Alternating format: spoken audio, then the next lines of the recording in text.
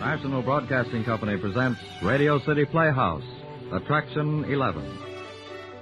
Hollywood, California, Monday, June 29th. Presents the finest in motion picture entertainment, Academy Award. From Hollywood, Skippy, America's largest selling peanut butter. Cary Grant, Katharine Hepburn, and Jimmy Stewart. The Lux Radio Theater welcomes you all.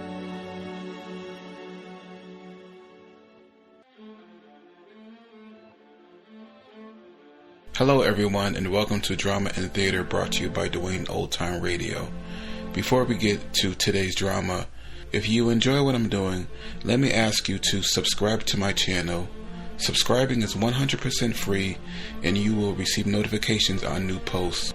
Lastly, if you have a moment, write a short 1 or 2 sentence review or give a rating on your preferred podcast service. A positive review or rating would help me out a lot. And now, on to the show. Oh yeah, and thanks for your support. I really do appreciate it. July is here, so let's start with Lux Radio Theater. 2 episodes this week. The first is Alibi Ike, starring Joe E. Brown and Helen Chandler. That aired April 19th, 1937. And then we have The Magnificent Obsession with Robert Taylor and Irene Dunne. April 26, 1937. Hollywood, California, Monday, April 19th. The Lux Radio Theater presents Joey Brown, Helen Chandler, Roscoe Carnes, and William Frawley in Alibi Ike.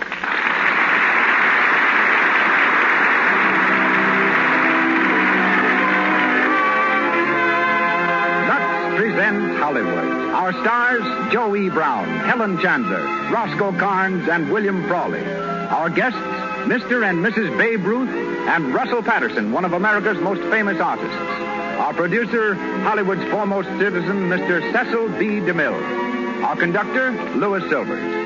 This hour of Hollywood stars and personalities comes to you direct from the Lux Radio Theater on Hollywood Boulevard, with good wishes from the makers of Lux Flakes. To everyone, a hearty welcome.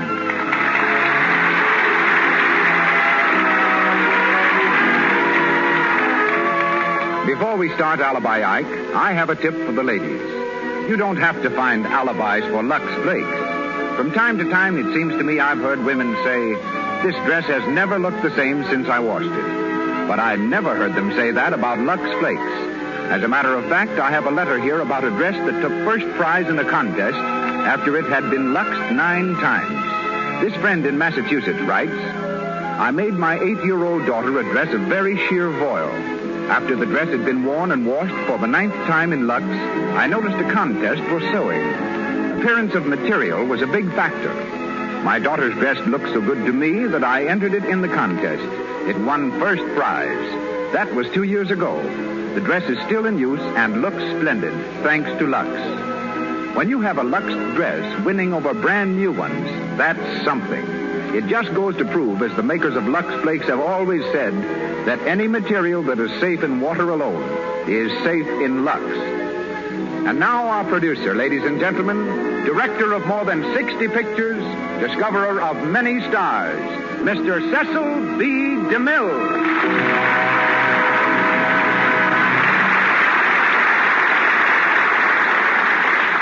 Greetings from Hollywood, ladies and gentlemen. Tomorrow afternoon, when thousands of baseball fans storm grandstands throughout the country, cheering the opening of the 1937 season, they'll be honoring, quite unconsciously, a boy from Cooperstown, New York. 98 years ago, the boy borrowed a few ideas from a game known as rounders, some from another pastime labeled one old cat, and adding a few of his own, gave the nation its most beloved sport, baseball. The boy was Abner Doubleday. Abner had his day, and it was a doubleheader. He not only threw out the first ball in the first baseball game, he aimed the first shot fired from Fort Sumter in the war between the states, in which he became a general. It's to Abner the schoolboy and the game he created that the Lux Radio Theater tonight pays tribute in presenting Joe E. Brown, Helen Chandler, Roscoe Carnes, and William Frawley in Alibi Ike. Our play is based on the Warner Brothers picture, which was based on the story by Ring Lardner, making a 2-base hit. Put Lardner's dialogue in the mouth of Joe E. Brown, and there it enjoys a range and scope I am sure no other actor could provide. Joe warmed a bench with the New York Yankees for about 4 years and comes to us tonight as Frank Alibi Ike Farrell. In the part of Dolly, making her 5th appearance before our microphone, is one of the most accomplished and lovely young ladies of the theater and screen, Miss Helen Chandler, applauded recently on Broadway in Pride and Prejudice and Lady Precious Stream. She played in London in Boy Meets Girl and is now starring in the same comedy on Hollywood's legitimate stage. With Joe from the original picture cast, we welcome Roscoe Carnes, to whom I gave his first important part, as Carey, and William Frawley as Cap Finley. And now, let's dust off the Lux Radio Theater's home plate. The players are walking onto the field. The batteries, Joe E. Brown, Helen Chandler, Roscoe Carnes, and William Frawley in Alibi Ike. Batter up. Play ball.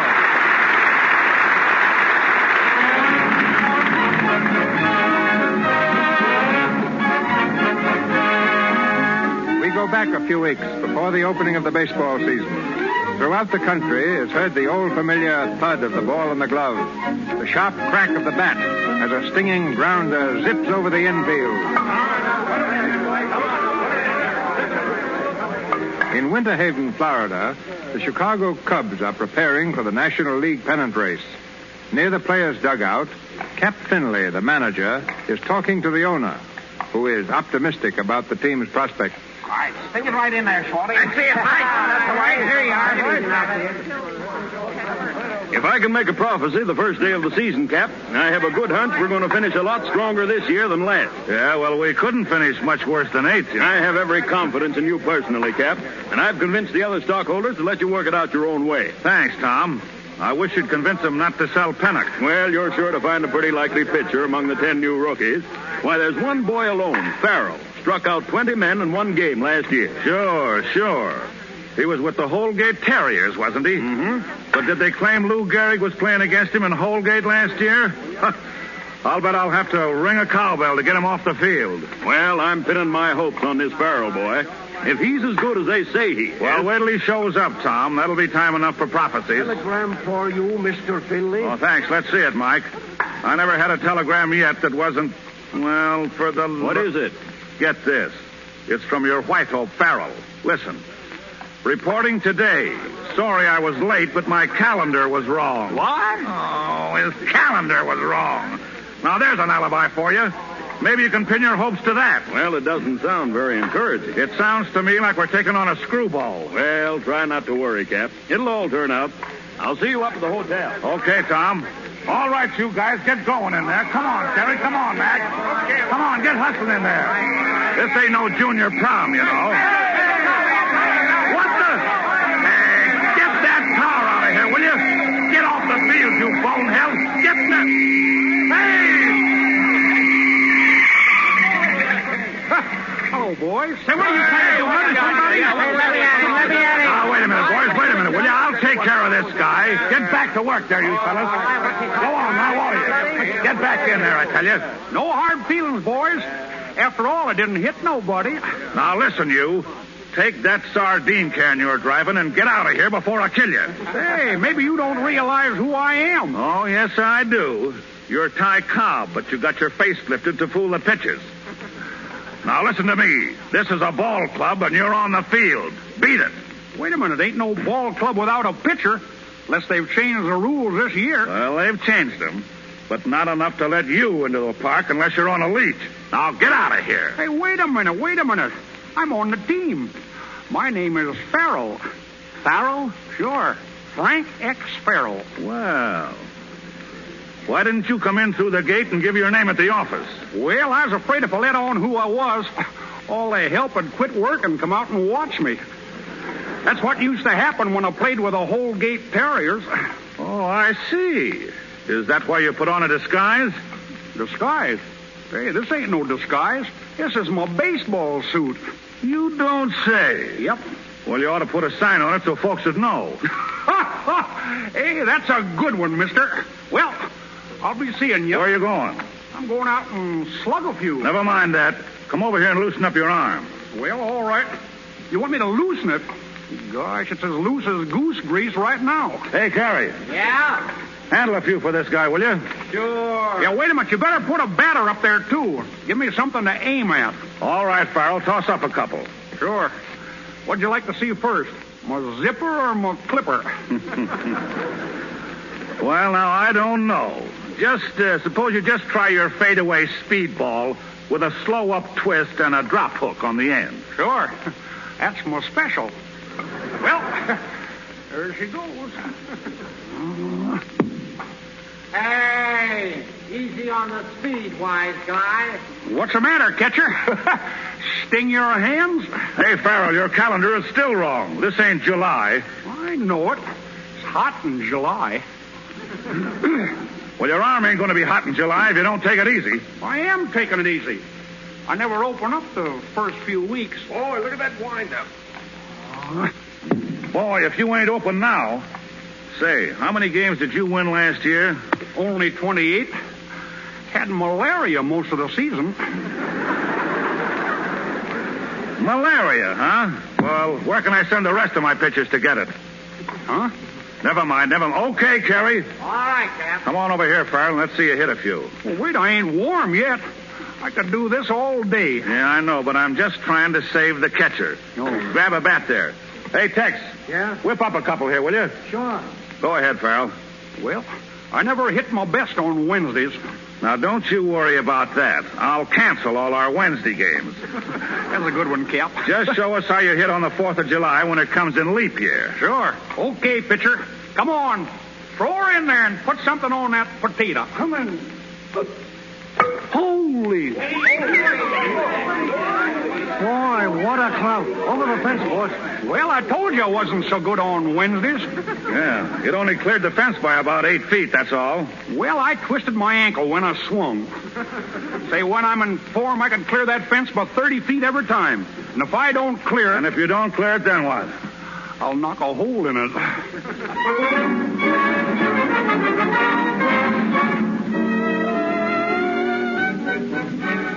One moment, please. Hello, Winterhaven Hotel. I'll see if he's in. Hello. Paging, Mr. Sullivan. Paging, Mr. Blake. I tell you, Cap, this guy Farrell is the best rookie pitcher I ever saw. Why, he's terrific. That was only an exhibition game this afternoon, Tom. But he was good. Why, he struck out 12 men. Yeah. He looks good pitching strikes. But the first wild pitch he ever throws will cost us a game. Huh? What do you mean? The game will be called for darkness while he still apologizes. Hello, Cap. Are you ready to go, Cap? Yeah, sure. Tom, you know my wife. Of course. How are you, Mrs. Finley? Fine, thanks. And this is my sister-in-law, Dolly Stevens, Mr. Johnson. How do you do? How do you do? Well, if you folks will excuse me. Sure. We were just going to the movies. Have a good time. See you in the morning, Cap. Okay. Something on his mind, Cap? No. We were just talking about Farrell. You see the game this afternoon? Oh, I did. And I can tell you right now the women are going to love him. He's awfully cute. Who? Why, Farrell, the rookie pitcher. Cute. Come on, let's go. Wait a minute. We've got to get someone for Dolly. Oh, okay. Who do you like, Dolly? Cap, you're as blind as an umpire. Can't you see she's crazy to meet Farrell? Crazy to meet... Well, she'd have to be. Now, but Beth, I didn't... Go on, Cap. Round him up. All right. The last I saw of him, he was heading for the billiard room with Mac and Carrie. I'll see if I can find him.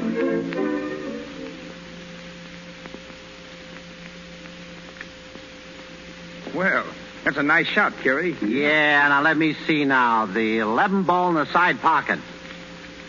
Say, Farrell, is it absolutely necessary for you to crack peanuts while I'm making a shot? Well, it's necessary for me to crack them if I want to eat them. But not while I'm making a shot. Well, all right. Go ahead, Mr. Carey. You don't bother me none. You missed, Carey. Yeah, well, who wouldn't miss a guy cracking peanuts? All right, your shot, Farrell. Well, let's see. What's the layout? Gosh, looks pretty impossible, don't it? Now, wait a minute. Call your shot. Gosh, I can't see so very good without my spectacles. Well, why don't you wear them then? Gosh, I never thought of that. There, that's a lot better. Let's see now. The 4 ball in the side pocket, the 8 in the corner, The 6 down on the end and any others that happen to fall. What? You'll never make it. Well, a man can only try. Holy smoke. 5 balls in 1 shot. Is that all? This stick must be crooked. Say, I'd use a hockey stick if I could make shots like that. Well, I quit. I'm not playing with no champion. Now, wait a minute, Kerry. Wait a minute. Hey, let me see those spectacles of yours, Farrell. Sure. Here you are. I thought so. There ain't even any glass in them. I know it. I had to take the glass out on account it hurt my eyes. Guess I'll put this cue back in the rack. He'd like to go to bed, but he can't think up an excuse. Well, guess I'll say goodnight, boys. I ain't sleepy, but got some gravel in my shoes, and it's just killing my feet. I should think they'd take them gravel pits out of the billiard room. Hey, that's a good one, Mr. Carey. Hey, Farrell. Yeah, Cap? Come here, will you? Sure. Good night, fellas. Yeah, good night. Good night. Oh, boy. That guy is the original Alibi Ike. Yeah, he's got an alibi no matter what he does, good or bad. Yeah, but at that, he ought to make us a good man, Kerry. Yeah, unless that gravel in his shoes brings back his malaria and throws his eyes out of focus so he can't read the calendar and find the home plate.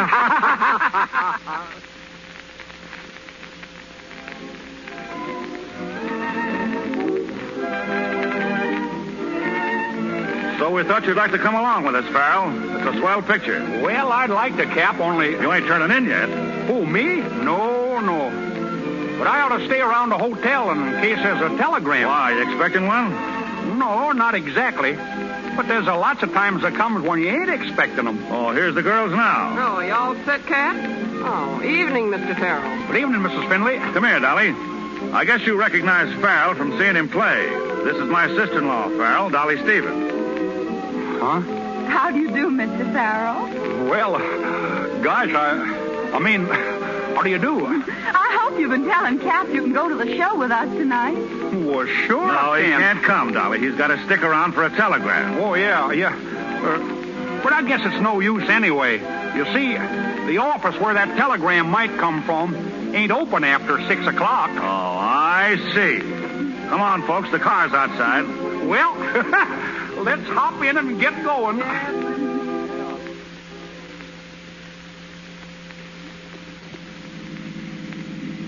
I like riding in a rumble seat. Don't you, Mr. Farrell? Some people don't, but I do. Well, keeps you out in the fresh air. Ball players need a lot of fresh air, you know. Yeah. I saw you play this afternoon. You struck out 12 men. Oh, it was wonderful. I had an off day on account of my lumbago. Say, if I'd known you was watching, I'd have struck them all out. Would you really? Sure. I was just taking it easy because it was an exhibition game. Oh, now you're just being modest. No, I ain't modest. Only I don't never brag. Because if a guy has really got the stuff, he don't have to brag. Uh-huh. I guess that's right. Say, are you going to be around much? I mean, well, are you going to be around much? Well, I'm staying for another week or so. Oh, gosh, that's swell. Then maybe I can be seeing you around, around the hotel. That is, if you're going to be around much. Oh, yes, of course. Well, maybe we could sort of get together, go to a show or out for a walk. Oh, I just love to walk, Mr. Farrell, don't you? Well, they say it's awful good exercise.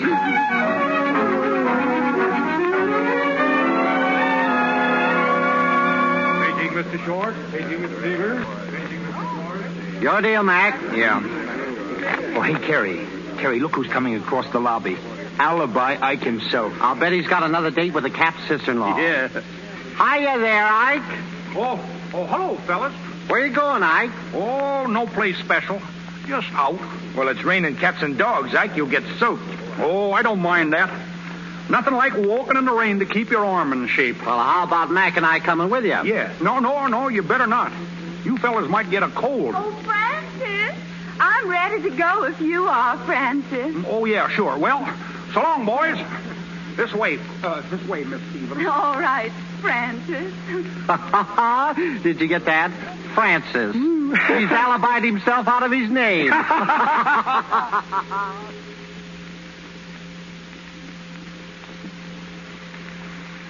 if you're getting wet, we can go back to the hotel, Francis. Gosh, no.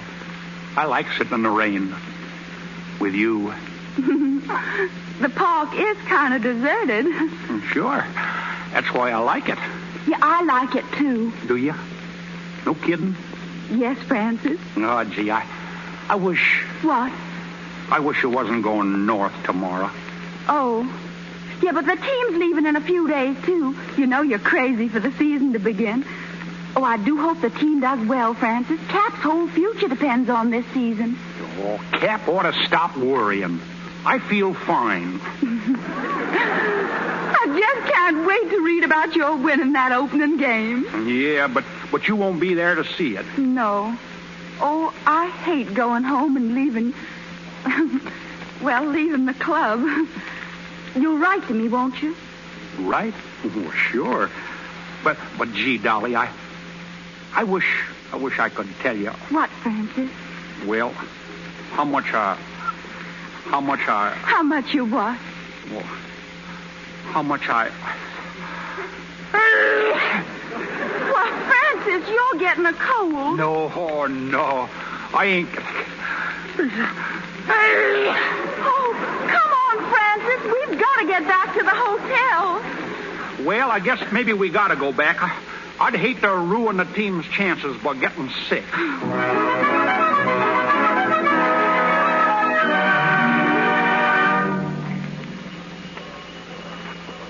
Well, Dolly, your train ought to be here pretty soon now. Yes, pretty soon. Of course, sometimes they're late, you know. Yeah, they don't always run on time, do they? No, you see, sometimes they get behind in their schedules. Oh, I see. And that's what makes them late. Yeah, that's one of the reasons. Gosh, Dolly, I wish this train wouldn't never come. Oh, do you really, Francis? Yeah. Oh, gee, Dolly. Oh, gosh, there it comes, and it's right on time. Oh, then I guess it isn't late. No, right on time, just like I said. Well? Well? Francis, I think there's something in my eye. Would you look? Sure. Wait till I get my handkerchief. Which eye is it? Oh, you'll have to come closer, Francis, much closer. Francis. Well, Francis? I don't see nothing. Oh, well, never mind. I guess it's all right now. Say, I wish you'd keep my handkerchief, though. You might get something in the other eye.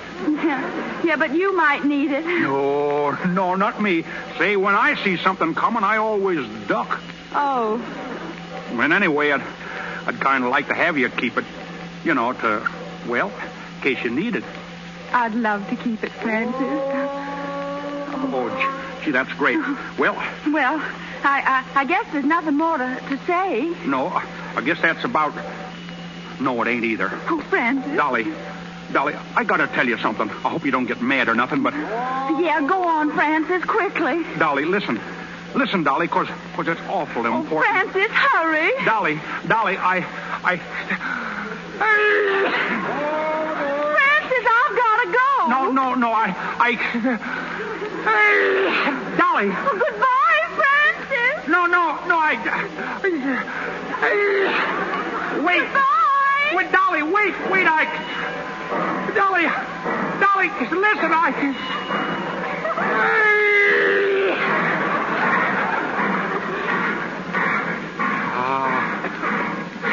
Shucks.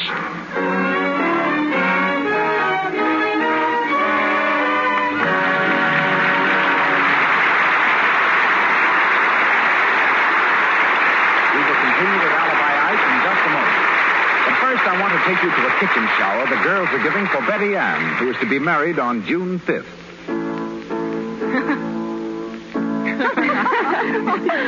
You girls are perfect darlings to give me all these grand shiny pans and things. Oh, look. There's still a package you haven't opened. So there is. Why, it's a big box of Lux Flakes. And here's a card. It says, the most valuable thing I could give you. Ask me why. Signed, Helen. All right, Helen, tell us. When the girls told me about your shower, Betty, I said to myself, there's one thing this old married woman has found out, and I think it's something a bride should know. I'm all ears. Out with it. Well, you may not think it's not important now, but honestly, it makes a big difference how you wash your dishes. Oh. No, really, I mean it. There's just no romance in dishpan hands. Men may respect them, but they don't admire them. So, my advice to you is to steer clear of kitchen soaps for dishes. I found them very drying. Sooner or later, they give you dishpan hands. But you can bet your life, Lux never will. Thanks a lot, darling. I'll stick to Lux. Remember, Lux has no harmful alkali, nothing to dry and roughen the skin, and it costs next to nothing, hardly 1 cent a day for all your dishes. And now, Mr. DeMille. On with the story of Alibi Ike, starring Joe E. Brown, Helen Chandler, Roscoe Carnes, and William Frawley.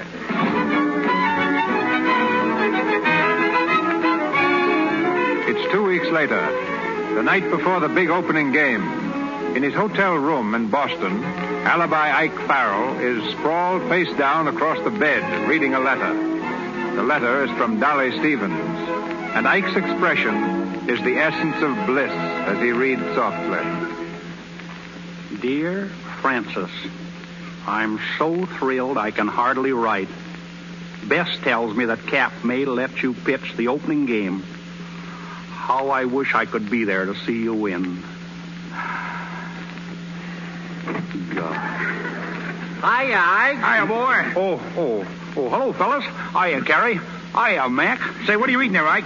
This? Oh, it's just a kind of a letter. A bill? No, it's not exactly a bill. It's a letter from a fella I used to go to school with. Thought you told us you never went to school.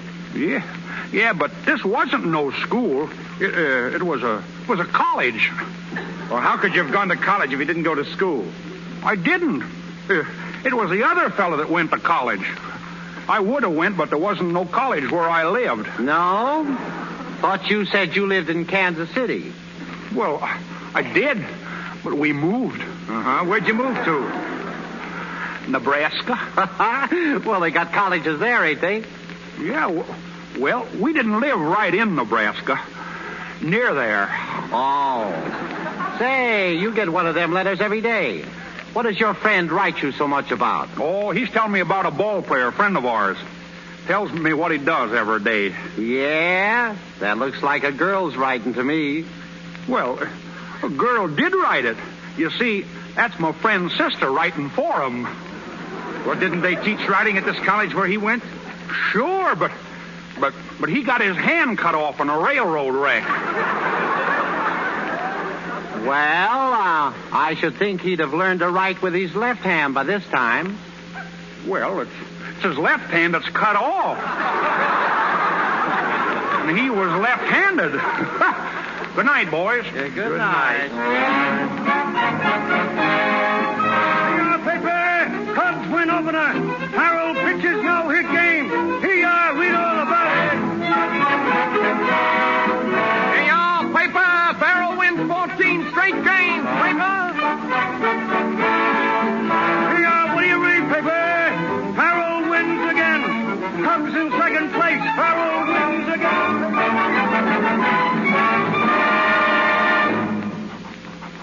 And so you see, Dolly, Cubs and me has practically cinched the pennant. Almost. Period. Next 2 weeks we'll tell story, and as I will pitch 2 times in next 2 weeks, all is over but shouting. Semicola. Yeah, who is it? Come in. Good evening, Mr. Farrell. Hiya.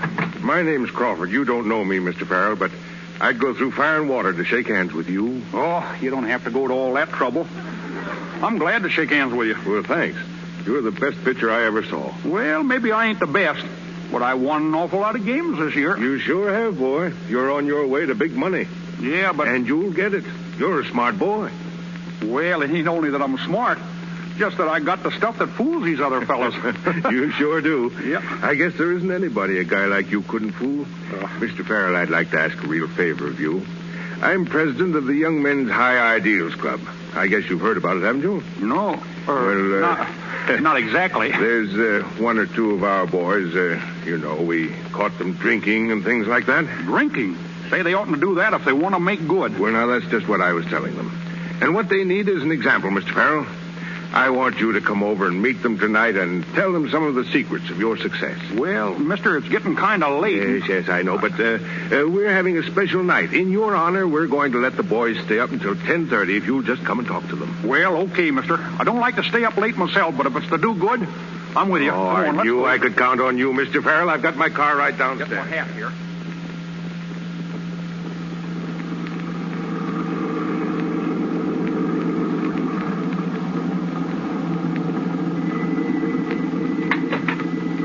This is it, Mr. Farrell. Right up these steps. You mean this is a house where they're holding a convention? That's right. Gosh, it's kind of dark, ain't it? Right in here, Mr. Farrell.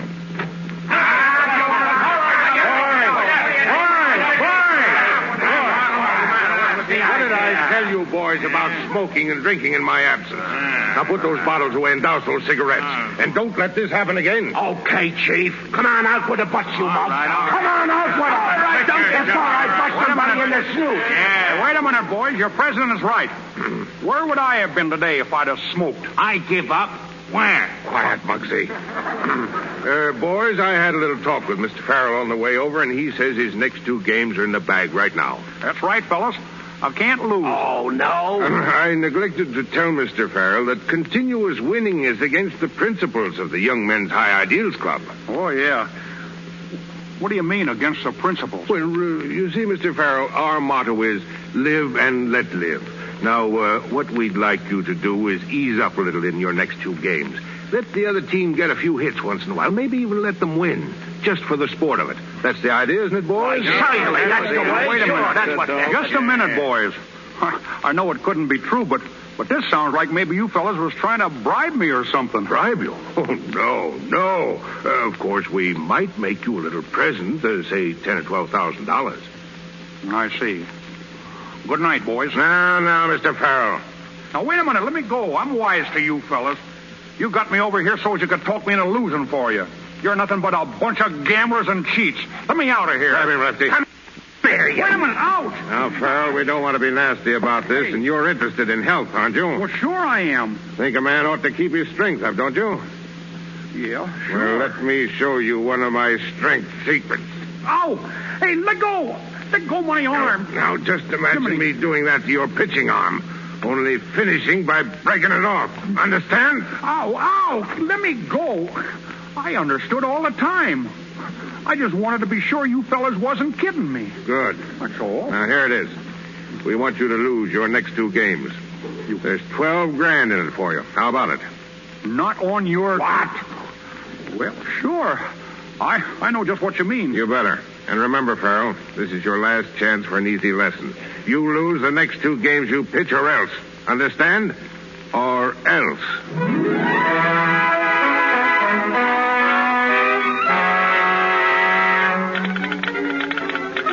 Telegram to Mr. Frank Farrell, Hotel Continental, Boston, Massachusetts. Dear Francis, arriving tonight to watch you win your next two games. Thrilled at thought of seeing you again. Signed, Dolly.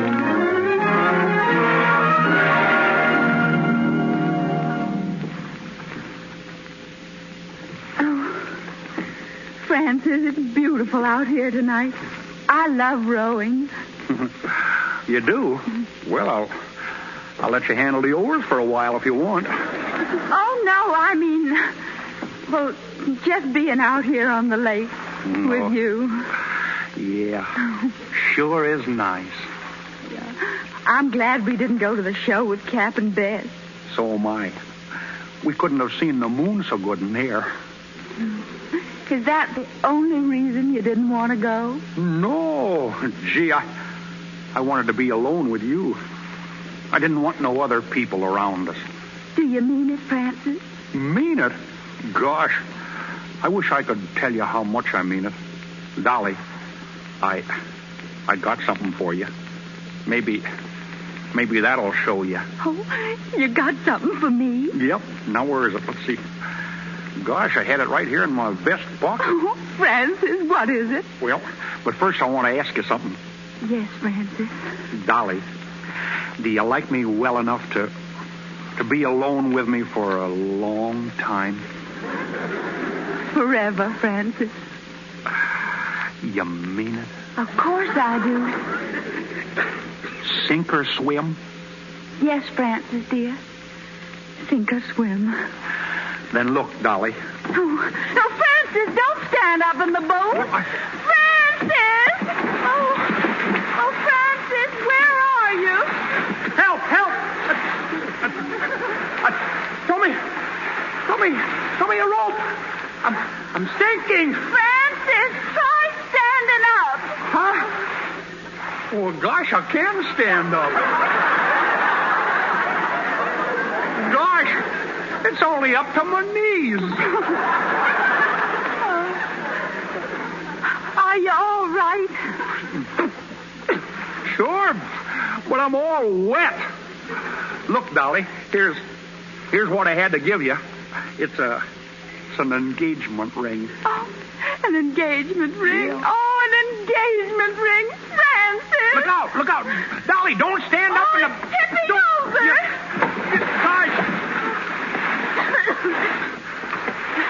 Gosh, now we're both all wet.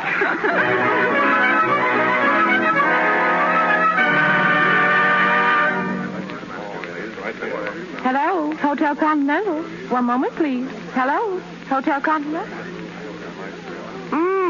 So that's the sparkler.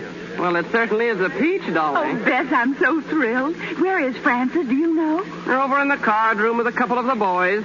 You going out tonight? Well, we were going to the theater if the boys will let him get away. Yeah, I'd better go and call them all.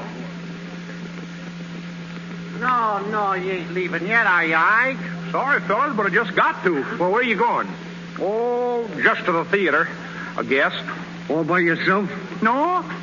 Friend of mine's going with me. Well, what do you say if we go along? Yeah. Well, I ain't only got 2 tickets. We can get some more seats. They're all sold out. Well, the scalpers will have some. Sure. Yeah, but you don't want them. Show's rotten. Well, I'll buy your tickets from you if you don't want them. Nope. I wouldn't cheat you. Well, say, what are you going to do with your girl? Leave her here at the hotel? Girl? What girl? The girl you had supper with. Oh, her. Oh, gosh. She just happened to sit down on my table, that's all. Uh-huh. Is that why you gave her that ring, for sitting down? I give her the ring? Well, didn't you? No, I didn't exactly give it to her. I lent it to her. Oh, yeah? Well, I wouldn't lend no ring to no strange girl if I was you. Oh, I guess she's all right. I'm kind of tired of the rock anyway. When a girl asks you for something, well, what are you going to do? Well, so long, boys. Now, wait a minute, Ike. I got a bet with Mac, and it's up to you to settle it. I bet that you and Dolly were engaged to be married. Huh? Oh, no.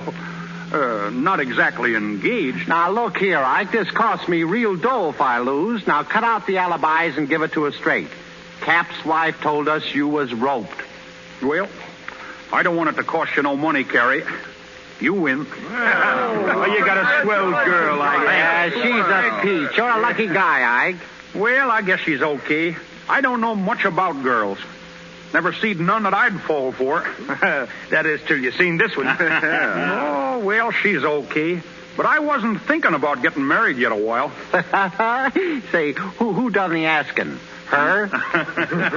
No, not exactly her, but sometimes a man don't know what he's getting into. You take a good-looking girl, and a man generally always does just about what she wants him to. Say, the girl isn't living that could lasso me.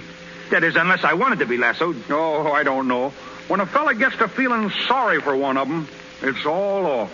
Well, so long, boys. So long. See you later, Ike. So long. What, Dolly?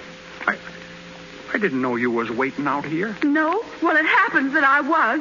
And it also happens that I heard every word you said in that room. Dolly, oh gosh, listen. I didn't understand you were just feeling sorry for me. But you're right about one thing. It's all off. Here's your ring, Mr. Farrell. Oh, gee, Dolly, wait a minute, Dolly. I didn't mean it. Honest, I didn't. Dolly, you gotta listen to me. Let me explain. I don't ever want to speak to you again. I'm sick of your alibis, and I've no intention of spending my life with a man who apologizes for me every other word. Goodbye. Dolly, wait. You gotta... Wait a minute. You can't do this. You don't understand. It's all a mistake. Going up? Dolly. Gosh.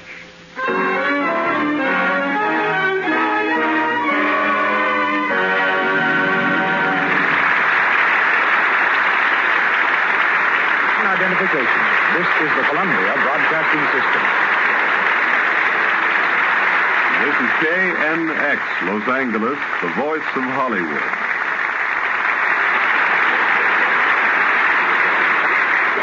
Alibi Ike will be back in the box pitching for the Lux Radio Theater again in just a moment. For that moment, we will talk with a real baseball player, considered by many the greatest of all time, Babe Ruth. You know him, of course, as the home run king, with 714 home runs in his crown. But when Babe started out with the Boston Red Sox in 1914, he was a pitcher. And to this day, he holds the record for pitching the greatest number of consecutive scoreless innings in a World Series. In 3 games, he pitched 29 innings without allowing 1 run. At this moment, Babe Ruth and his charming wife are listening in the trophy room of their home on Riverside Drive in New York City. They're going to speak to you from there. The Sultan of Swat and his lady, Mr. and Mrs. George Herman Babe Ruth. Thank you, Mr. DeMille. I would like to tell you that Mrs. Ruth and myself are certainly enjoying the game you're umpiring out there in Hollywood. Joey Brown is pitching them right across the platter every time, and it's a great show from the stands there. At the end of the first inning, they made a point that certainly meant a lot to me. That was when they talked about Lux Flakes. I've used them for years to cut down on runs. Not the home runs that Babe Ruth hits either. I mean the stocking runs that hit me. Oh, that's right, Claire. I saw a box of Lux on the kitchen shelf last night. Were you in the kitchen dieting again? No. I didn't even go near the icebox. I was looking for the sport page of the paper you threw out. You see, we're getting into baseball season very fast here. According to my scores today, my prediction of the last 3 or 4 days are showing that we're going to have a great season with plenty of thrills. Philadelphia Nationals beat the Boston Bees in the first game today. They played 11 innings and won by 2-1. And in the second game, they won by 1-0. The Athletics beat the Senators 4-3, imagine, in 11 innings. Babe, if you're going to tell them who is going to win the pennant, I'm through. Well, I might be through myself. Suppose you tell them. Well, on his radio program the other night, I heard Babe Ruth say the Cardinals would win it in the National League and the Yanks in the American. But I noticed he made no predictions on his golf game. Have you heard anyone predict a golf game right? I've been playing golf for several years. I think it's a great idea for a ball player to have 2 sports. But even if he has 2, don't try to combine them. But when you're playing baseball, stick to baseball. But on the off season, I think golf is a great conditioner for your legs. That may be true, dear, but very often I've heard you come off the golf course saying baseball certainly is a great game. All right, Clara, you win. Good night, Mr. DeMille, and thank you for letting us play on your league program tonight. I think if anyone deserves the pennant, it's the Lux Radio Theater League. Good night.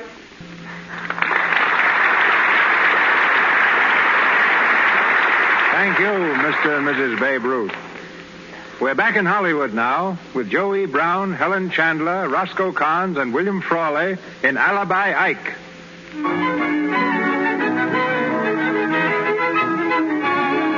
Sick at heart because Dolly broke their engagement, Farrell went out the next day and pitched a losing game. Pitched so badly it aroused suspicion in the minds of Cap and the owner of the club. They've gone to his room to question him. They find him slumped dejectedly in an armchair. Ike, we want to talk to you. Yeah?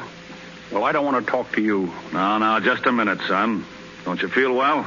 Yeah, I feel all right. Well, is there anything we can do?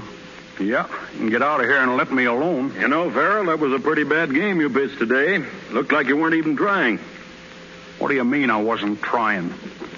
I'd answer that door if I were you. I was just going to. Well, what do you want? The chief told me to give you this envelope. Hmm? You'll catch on when you open it. So long, kid. Who was that, Farrell? Well, I don't know. Never seen him before. Brought me a letter. Well, he didn't look like a postman to me. Why don't you open it? All right, I will. Gosh, it's getting so a fella can't even open his mail in private. Hey, what's this? I'll tell you what it is, Mr. Farrell. It's a roll of greenbacks. Let me see that. Look, Tom, a half a dozen $1,000 bills. A half dozen $1,000 bills? What? Say, that's $6,000, ain't it? Yeah, and there seems to be a little note attached to it. Listen to this, Cap. Nice going, kid. Keep up the good work. How do you like that? What about it, Farrell? I don't know nothing about it. Gosh. Say, they must have thought that I was losing that game on purpose for them. Who sent this? I don't know. I can't remember his name. Oh, you can't. Farrell, I never thought you'd do a dirty trick like this. Say, you don't think I threw the game? No, this is just a coincidence. Why, if it wasn't for the scandal, I'd let you explain it to the judge. Wait a minute. Say, I wouldn't throw a game if my mother was playing on the other side. You won't have a chance in this club. Pack your things and get out. And if you ever put on a baseball suit again, I'll put stripes on it for you. You mean I'm canned? Yeah, and it starts right now. All right, then let it start. A couple of fine fellas you are. When I was winning, you thought I was a hero. And then the first time I lose a game in 2 months, you come around claiming I'm a crook. Well, you can keep your ball club. I'm through with you for good. Now get out of here. Get out of here and let me pack my suitcase.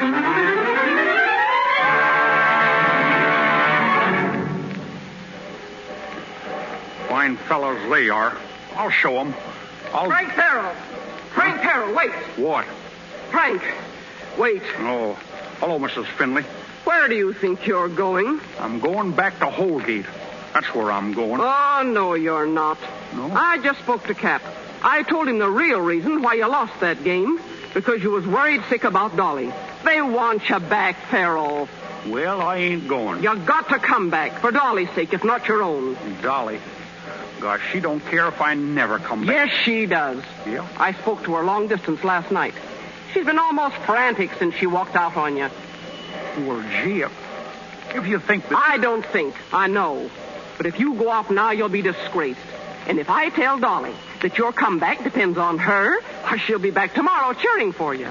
But do you think she'll really forgive me? Sure. If you'll promise to give up those alibis. Well, promise? Gee, I'd get right down on my knees now. Only I got such a bad case of Charlie horse. Never mind that. Come on back to the hotel.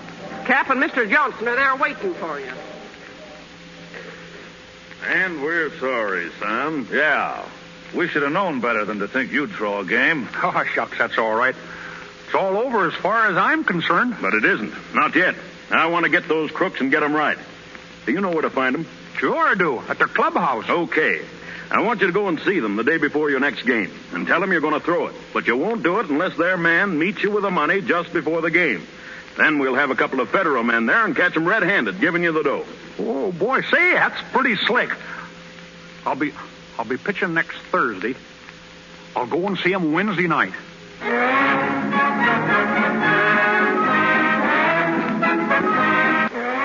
Get this straight, Farrell. Just why do you want the money in advance? Well, I tell you, they're looking at me funny. I got to have that dough so I can get out fast if they do come after me. Are you trying to put the cross on us, Farrell? Say, ain't I done everything you told me to so far? Okay.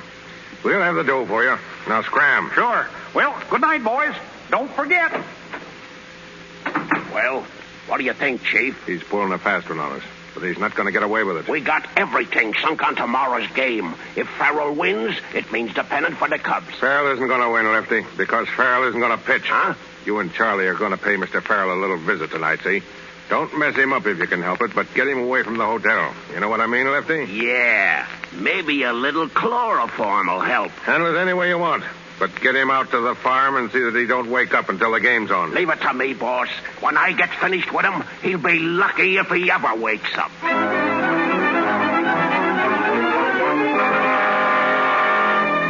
Here, Pepe. Farrell disappears. Ace Cup pitcher disappears on Eve of big game. Read all about it.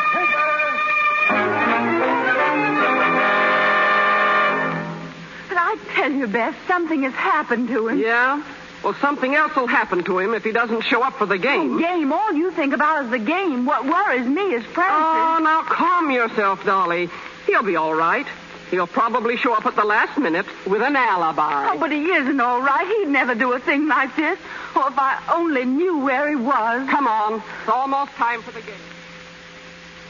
Yes, sir, folks, it's a great game. At the end of the fourth inning, the Cubs are trailing the Giants by 1 run. Now it's a shame that Farrell is near to pitch Turn today. that off, Charlie. No information as to it. I think the sap is waking up. Oh. Hiya, Farrell. Huh? Hey. Take it easy, boy. Lay down there. Hey, what is this? Just a little game we got up, Frank, and you're it. Where am I? Why, this is the health farm, Sonny. We brought you out here for your health. My health? Say, quit kidding me. I got to get to the ballpark. Boy, you're so far from the ballpark, you'll do well to get there by next season. Oh, I will I? Get in, Charlie. Come here, you. Look at that. Now, sit down. There. That's better. Now, Farrell, if you're a good boy, you can go home, just like you come here. All in one piece. You get it? Yeah, okay, boys. I guess you win. Now you're showing sense. Have a drink? Me? Say, I wouldn't touch that stuff. Well, maybe I will have one, thanks. Say when, Farrell. I'll pour it myself if you don't mind. Sure. Here. Thanks. Gosh, the bottle's almost empty. Pretty color when you hold it up to the light, ain't it? I don't pay much attention to the outside of the bottle. Look at there. It's all greenish. Boy, sure is pretty. Huh? Let me see it. Sure. Take a good look, mister. Hey, you! Take it for this! You take it away with that! Going to keep me in there, are you? We're going to make us lose the game, huh? I'll show you, you dog. Give it to him! All right,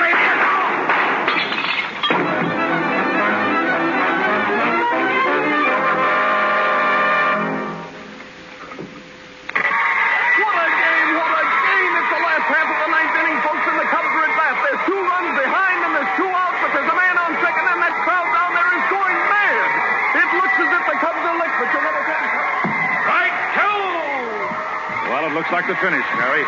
Yeah, here goes the pennant, Cap. Wait till I find that guy Farrell. I'll kill him. So help me, I'll murder him with my bare hands. Ball 3! Oh, 3 and 2 on Mac with a pitcher coming up. I'll have to put in a pinch hitter if I get the chance. Hey, Cap! Cap! Look! What is that? Holy... Why, it's Farrell. Hiya, Cap! Hiya, Gary! Come here. Fellas! Come here, you. Where have you been? Don't ask me now. Just give me a bat, that's all. Give me a bat. Ball 4! Take the base! That's what's up to me, Cap. Hey, somebody give me a bat. Wait a minute, Farrell. Listen to me. Are you on the level? Do you want to win this game? Do I want to win it, guys? Let go of me. All right, but remember this. You've got to get a hit. 2 runs will tie the score, and there's 2 men on. I know it. If you strike out or pop a fly, I'll murder you. Oh, listen, Cap, I'll sock that peel so hard, it'll rip the horsehide off of it. Let me out of there. Hand her up! Hand her up! That's me, Farrell, pinch hitting for Rossi. Farrell, batting in face of Rossi. Farrell, batting in face of Rossi. Farrell, batting in face of Rossi. Thanks, folks. All right there, Mr. Eckhart. Just put her in there and duck. Strike 1! You're right, It looked all right to me, too. Get up to the plate. Okay.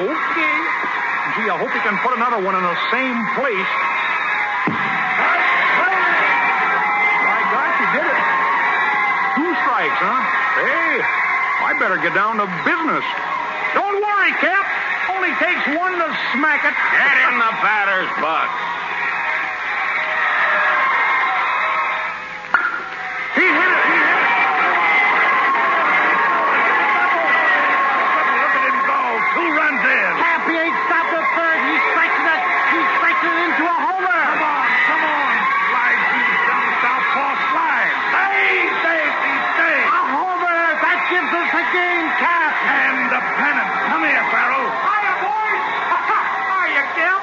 was terrific. Oh, Hey, well, stick work, with my guys. hand. Oh, shucks, that was easy. I didn't even knock it over the fence. We did it, Tom. We did it. I'll say you did it. And listen, we got that crook, Crawford. We traced the money to him and nabbed him a few minutes ago. Nice work, Mr. Johnson. I'll help you get the rest of them myself. Oh, Francis. Dolly. Oh, gosh, you come back. Of course I did. And, oh, Francis, I was so worried about you, but you're safe, aren't you, darling? Safe? Say, I was safe a mile. And Dolly, if you'll stick by me, I'll be a new guy. From now on, I'll change completely. Honest, I will. Oh, Francis, of course I'll stick by you. And the engagement is on again? Oh, yes, Francis. Oh, gosh.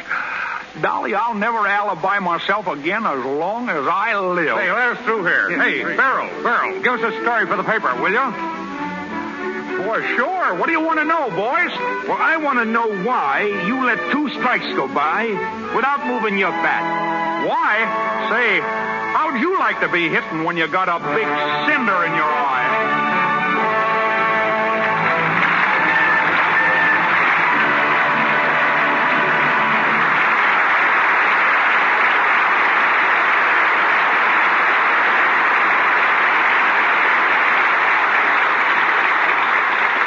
The game's over and won, but we play an extra inning a little later with Joe E. Brown and Helen Chandler.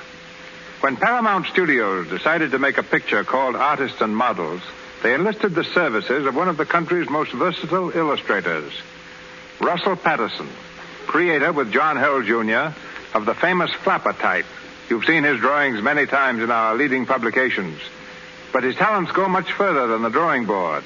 He's created stage sets, costumes, men's styles, industrial designs, pioneered in plastic photography, and is largely responsible for the current popularity of puppet shows. Ladies and gentlemen, Russell Patterson.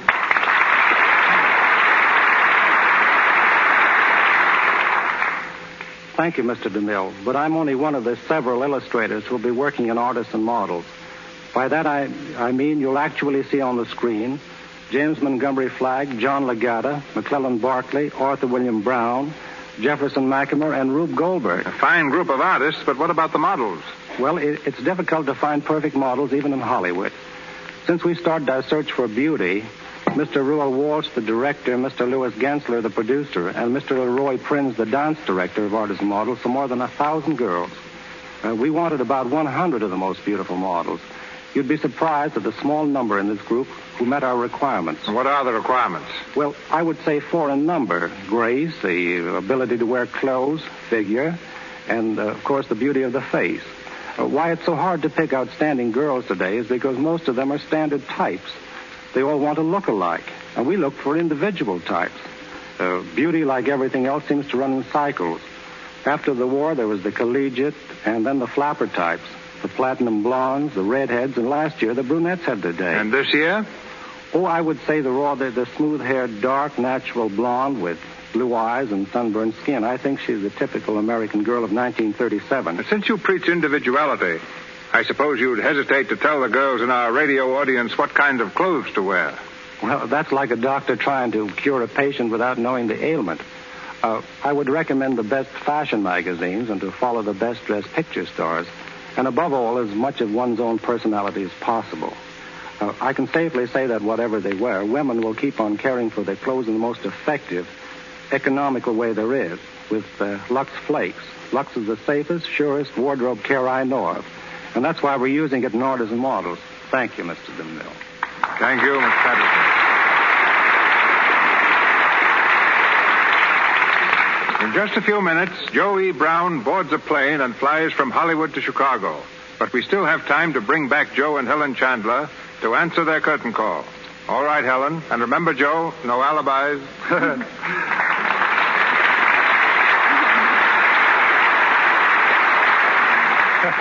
Thanks, CB. Of course, I'm not in very good voice. Beginning already? Now what's the matter? Did the play take it out of you? Play? Gosh, no, but I've got to protect my voice for tomorrow. Didn't you hear, Mr. DeMille? Joe's going to Chicago to become a radio announcer.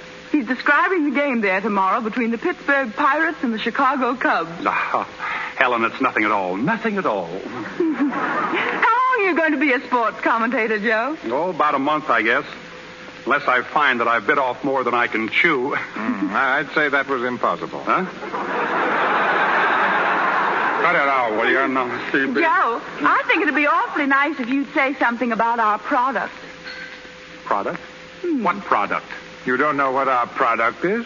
Well, it seems that I do kind of recollect hearing tell of it. Yes, of course you do. Why, everybody uses it for keeping clothes nice. You know, and washing dishes.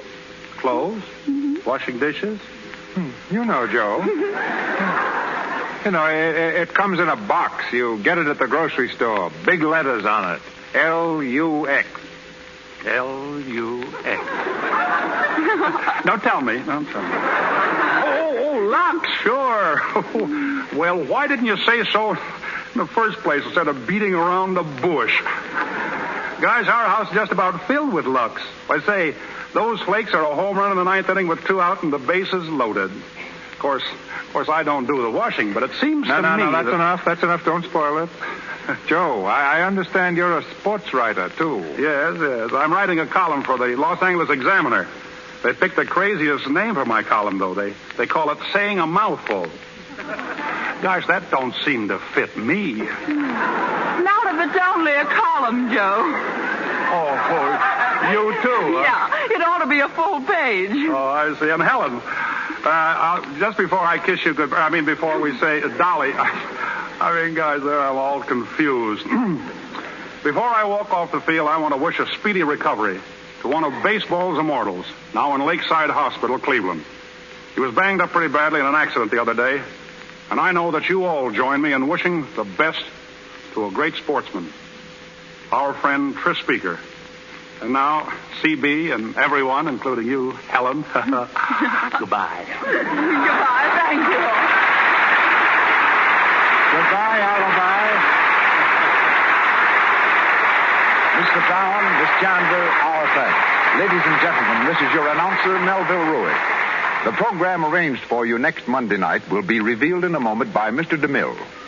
Tonight's cast included Wally Mayer as Mac, Leora Thatcher as Bess Finley, Cy Kendall as Crawford, Lou Merrill as club owner, Joe Franz as Lefty, Charles Emerson as reporter, Frank Nelson as radio announcer, Ross Forrester as Tex, Ingeborg Dillish as telephone operator, and Marion Dennis as telephone girl. Joe E. Brown appeared through courtesy of David L. Lowe Productions. Louis Silvers, 20th Century Fox, where he was in charge of music for the new film That I May Live. Mr. DeMille, Mr. Carnes, and Mr. Frawley, Paramount. Mr. Frawley's new picture is High, Wide, and Handsome, and Mr. Carnes, Night of Mystery. Next Monday night, the Lux Radio Theater brings you 2 of the most outstanding personalities Hollywood has ever given the world, Robert Taylor and Irene Dunne. Our play, Magnificent Obsession, based on Universal's picture from the celebrated novel by Dr. Lloyd C. Douglas, one of the most inspired stories of our day. Our radio version will find both stars resuming the same roles they filled with such distinction on the screen. Miss Dunne as Helen Hudson, Mr. Taylor as Bob Merrick. Hollywood, California, Monday, April 26th.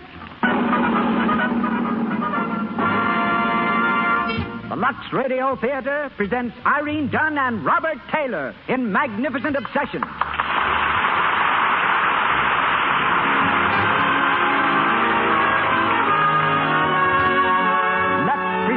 Hollywood. Our stars, Irene Dunne and Metro-Goldwyn-Mayer's sensational personality, Robert Taylor, with Pedro de Cordova, Sarah Hayden, and Barbara Kent. Our guests, Dr. Lloyd C. Douglas, author of Magnificent Obsession and other best-selling novels, and John Arnold, head of Metro-Goldwyn-Mayer's Camera Department and president of the American Society of Cinematographers.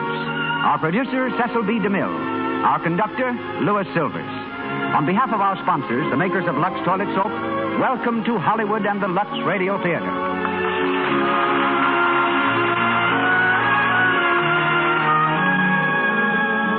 A girl can't be too young to start guarding her complexion. There's Deanna Durbin, for instance, the girl who made an overnight hit in Universal's Three Smart Girls. She's only 14, but already she's protecting her complexion the Lux Toilet Soap way. Here's what Deanna Durbin says about this gentle soap. I like Lux Toilet Soap, too. I see all the grown-up actresses using it, and Mother says I can't begin too young to take the best care of my complexion. Grown-ups use Lux toilet soap to guard against cosmetic skin, dullness, tiny blemishes, enlarged pores. Its active lather removes cosmetics thoroughly, keeps skin clear and smooth. Try it for yourself and see. And now, our producer, ladies and gentlemen, Mr. Cecil B. DeMille.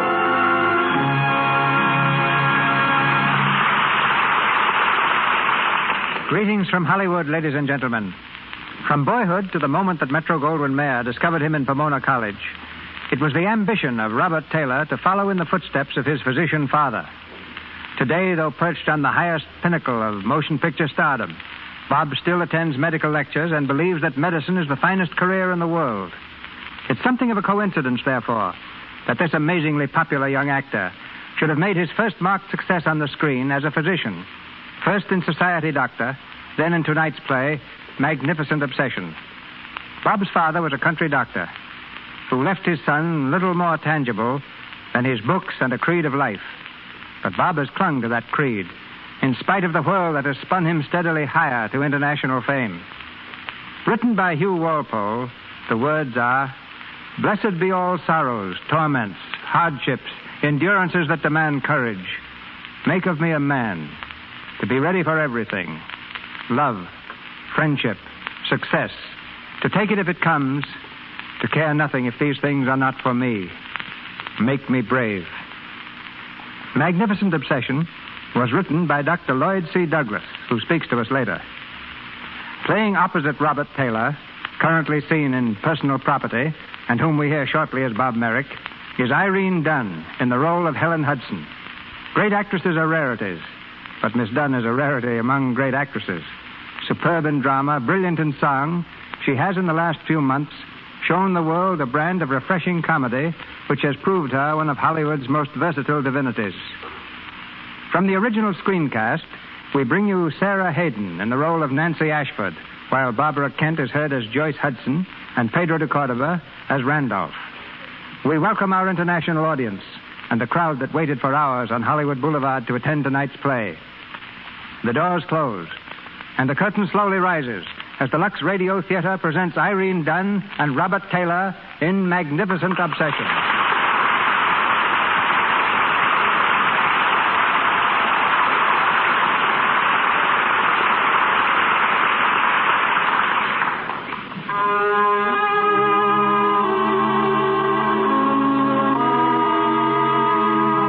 Dr. Wayne Hudson, an eminent brain specialist, died one midsummer evening. Died by drowning in the lake near his sanatorium. His death was a shock to the world, especially to those in the field of medicine. It's late at night now, and we're in an office of the sanatorium. Deeply conscious of a great loss, Nancy Ashford, the head nurse, is speaking to one of the younger girls. The routine of the hospital will go on as usual. Dr. Hudson would have wanted it that way. Yes, Mrs. Ashford. Have the other nurses take their regular room assignments for the night. Tell them to be especially careful not to disturb the patients. Yes, ma'am. Oh, Evelyn. I can't help it. Everyone loved him so. He was so kind. I know, dear. But we have a hospital to take care of. Patients who need us. Yes, ma'am. I want you to take room 417 tonight. Robert Merrick? Yes. I won't. I can't. Evelyn. It was his fault Dr. Hudson died. It was all his fault. You don't know what you're saying. I do. If we'd had the pull motor for the doctor, he'd have lived. But we didn't have it. It was being used. Stop it. It was on the other side of the lake being used to save Bob Merrick. Bob Merrick! Evelyn, stop it. He lived, and the doctor had to die. You mustn't feel that way. It wasn't Robert Merrick's fault. It wasn't anyone's fault. I know you feel badly. We all do. It's just the way things happen sometimes.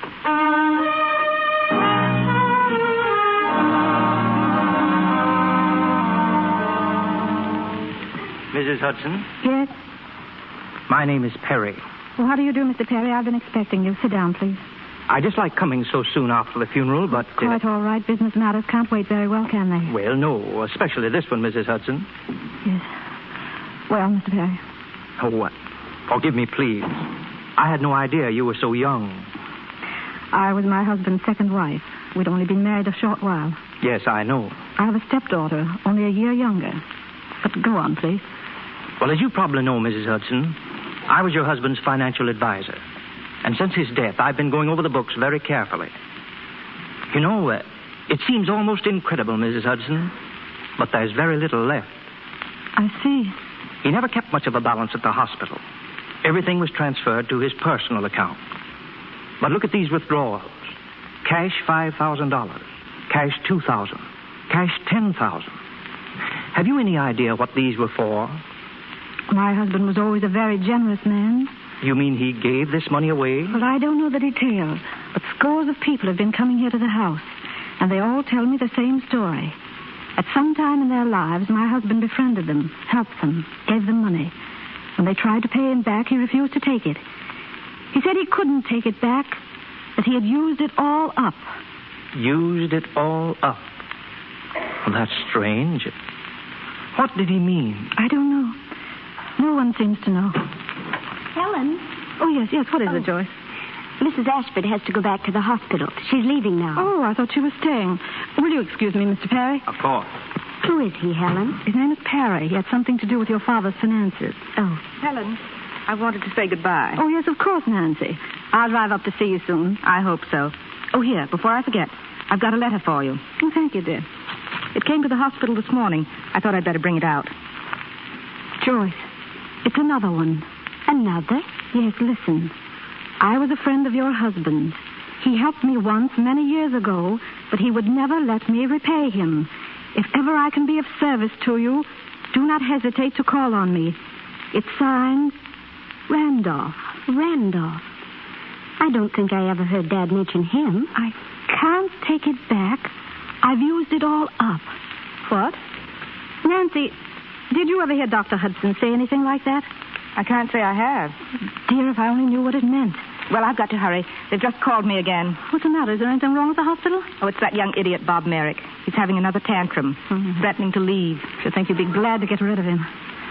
And I think if it hadn't been for him, the greatest heart that ever beat in this world would be beating tonight.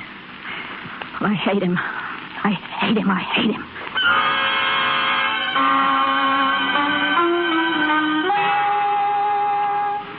Look, nurse, I don't want to be inquisitive, but what's this on my breakfast tray? It's a poached egg. The doctor ordered it. Yeah, why didn't he eat it?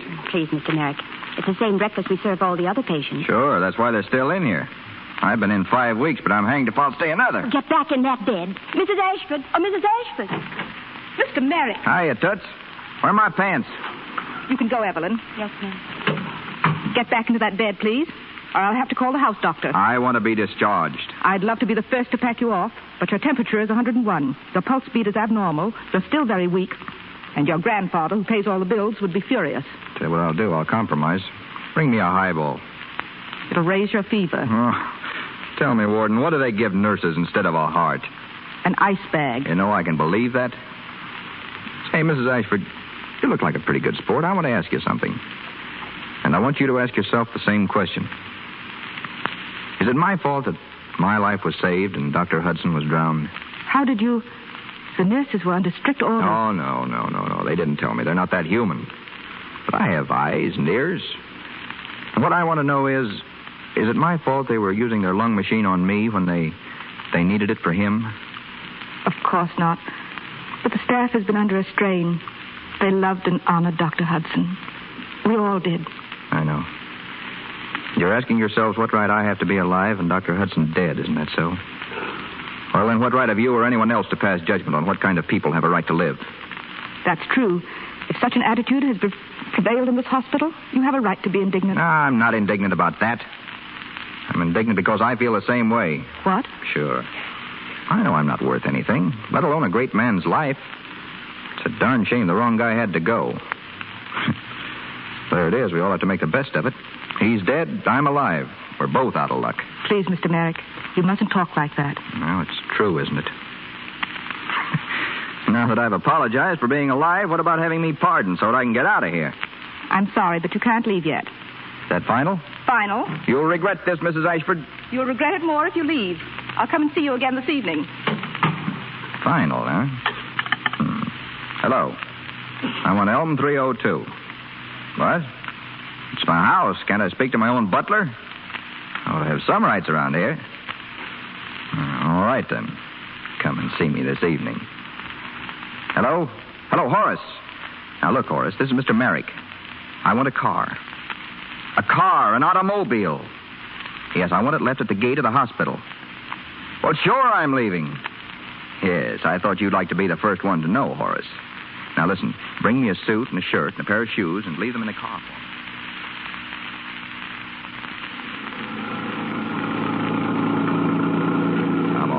Come on, stop loafing. I want to get as far away from Brightwood Hospital as I can. Sorry, sir, but there seems to be a car stopped in the middle of the road up ahead. Oh, yes, and a damsel standing beside it. A damsel in distress, Horace. Shall I stop, sir? Well, how can I tell yet? Let me get a good look at her. Very good, sir. Whoa. Whoa, whoa, whoa. What's the matter with you, Horace? Don't you know beauty when you see it? Good evening. Can I be of any assistance? I'm afraid I'm stalled. Well, you picked a nice spot. I think you've managed to find the last unpaved road in Westchester, and the exact spot farthest from a service station in either direction. Oh, I was afraid of that. What's wrong? Well, I haven't the vaguest idea. How about gas? No, it's not that. I just had the tank filled before I left town. What town? Well, New York, naturally. You're from New York? Well, now, isn't that a coincidence? So am I. Isn't it a small world? Really, I would like to get this car started. Do you think you could do something to make it go? Well, now, let me see. Anything I can do, sir? Yes, that's an idea. Excuse me a moment, will you? Of course. Horace. Yes, sir? Find a service station and take your time. Yes, sir. Very good, sir. Well, that ought to fix it. Is your man going for help? Yes. And in the meantime, isn't there anything you could do? Well, I don't know now. How about taking out the spark plugs? Taking out the spark plugs? Well, you never can tell. I've heard certain mechanics say, your car will never be sound till you've had out all the spark plugs removed. You know, the spark plug is the appendix of a motor, an unnecessary thing. Have out your spark plugs now while your car is still in the pink. Don't wait for it to break down completely. Oh, I see.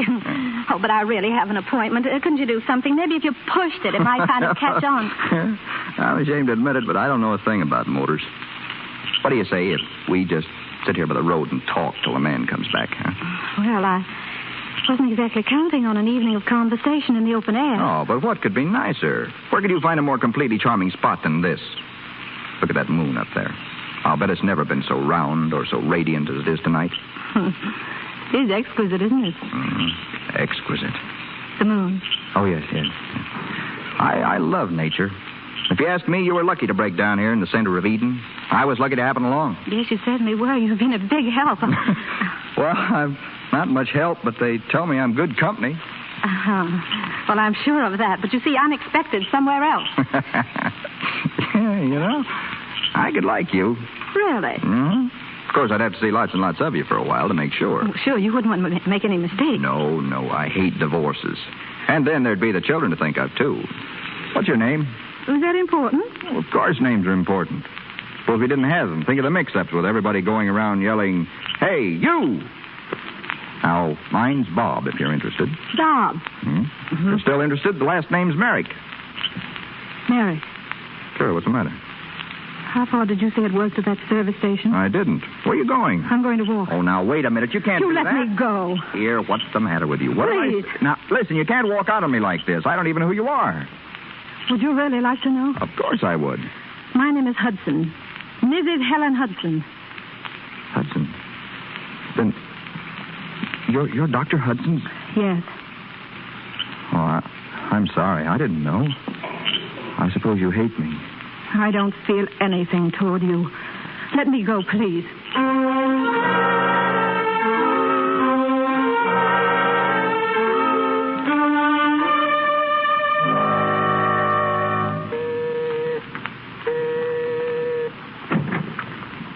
Good evening. Is Mrs. Hudson in? No, sir, she's not. She still lives here, doesn't she? Oh, yes, sir. Yes. Well, then I'll wait. Oh, by the way, did you give Mrs. Hudson my note? Yes, sir. And that reminds me. I was unable to get an answer, so here's your $10 back. And the note, sir. Didn't you even open it? I don't know, sir. That's how I found it. In the wastebasket. Oh, I see. All right, thank you.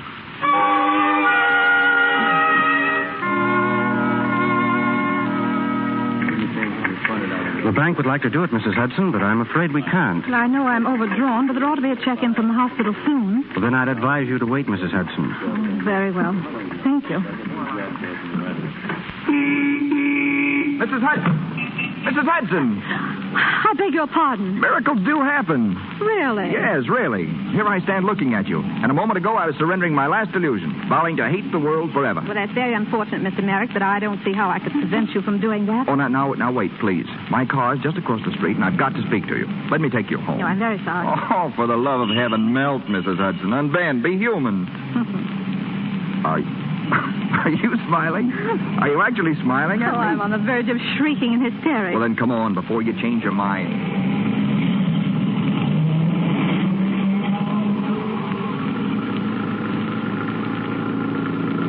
Are you sure you know where I live? Well, I ought to. I've been hanging around outside there for weeks, months.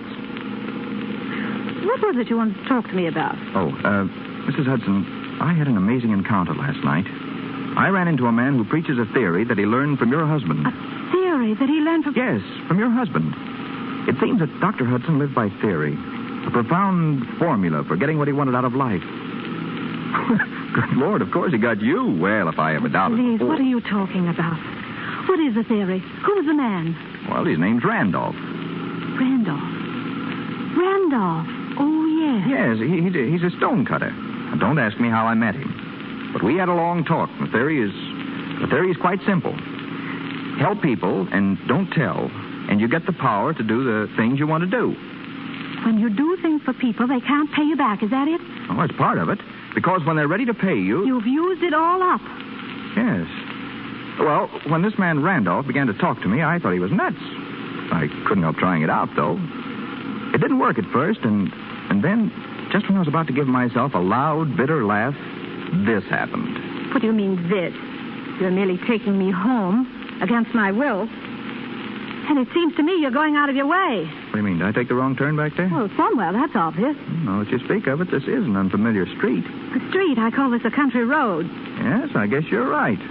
Yes, sir, there's a cow. That substantiates your observation. It is a road, not a street. Oh, now, come now. I really would like to get home if you don't mind. Certainly, but aren't you interested in what I've been telling you? Well, yes, I am. I'm terribly interested. Well, then, can I see you again very soon? Shouldn't we do something about it, really? Well, I'll see. I can't say now. Well, there's a road we can turn back on, I think. We don't have to turn back, do we? Yes, we do.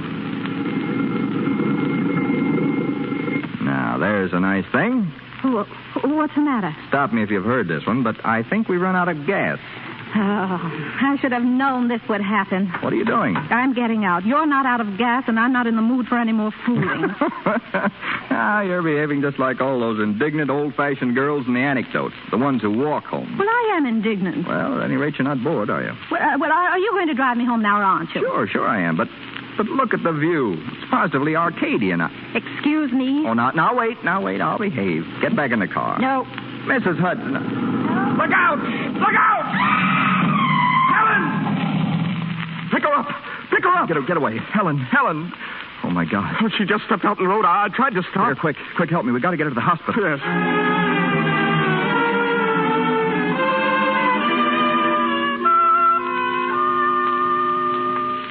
How long will it be, Nancy, before they know something? I don't see how it can go on much longer. She's been on the table almost 2 hours. Poor Helen. Why should this happen to her? What did she ever do to deserve this? Oh, Joyce, dear, you mustn't. Come in. Mr. Merrick. I've been waiting outside. I had to know. How is she? How is she? You asked that. You, of all people. As if you hadn't been the cause of enough unhappiness. No. Don't say that, please. It was an accident. An accident. Mrs. Ashford? Oh, Dr. Ramsey. Is she all right? She's going to live. Oh, thank God.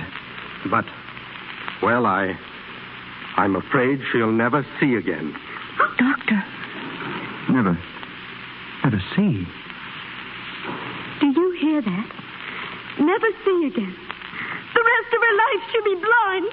And why? Because of you. Because of you. Joyce, dear. I don't care. It's true, isn't it? Why shouldn't he suffer too? I want him to suffer. He's responsible. Go in there and look and see what you've done. It is my fault. All of it. But you can't make me suffer any more than I'm suffering now.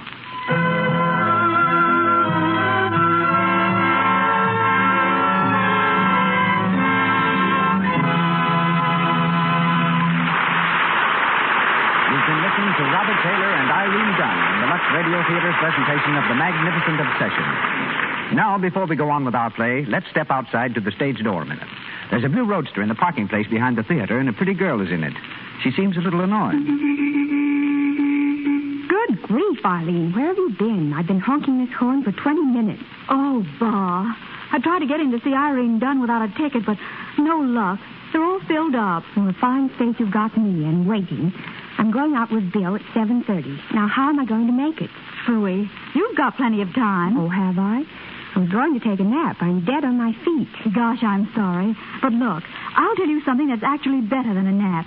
When I'm tired and I have a date to keep, I just slide into a warm, lathery Lux toilet soap bath and relax. You feel like a million when you get out. Leaves your skin so fragrant, too. Such a grand, expensive perfume. Eileen knows her beauty baths all right. The perfume of Lux toilet soap is a blend of 34 costly ingredients. Yet Lux toilet soap is so inexpensive that anyone can afford to use it freely. And here's another thing. Its active lather removes perspiration, every last trace of dust and dirt from deep in the pores. That means it makes you sure of daintiness, sure your skin is sweet. Why don't you make a Lux toilet soap bath your daily beauty bath? You're sure to love this soap 9 out of 10 screen stars use. Mr. DeMille takes us back to our play. We continue with Magnificent Obsession, starring Irene Dunne and Robert Taylor.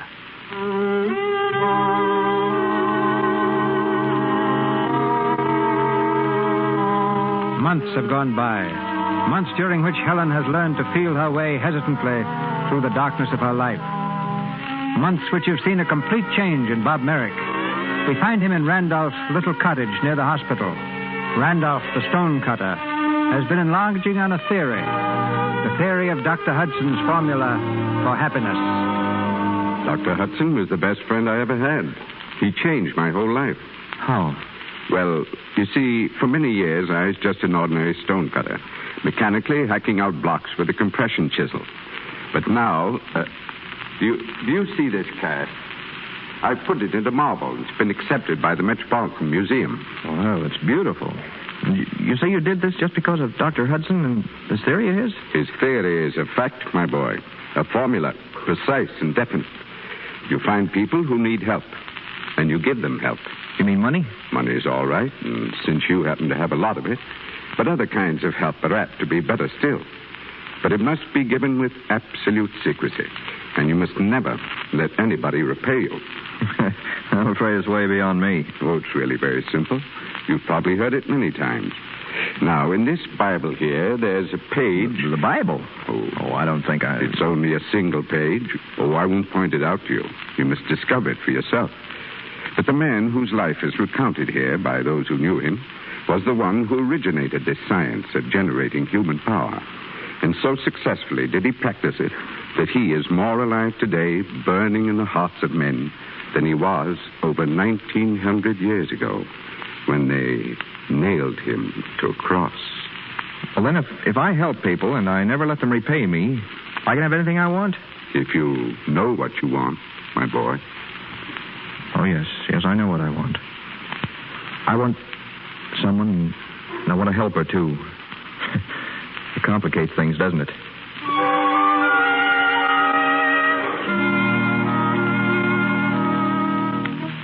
I've got to do something, Nancy. She can't go on like this, always in darkness.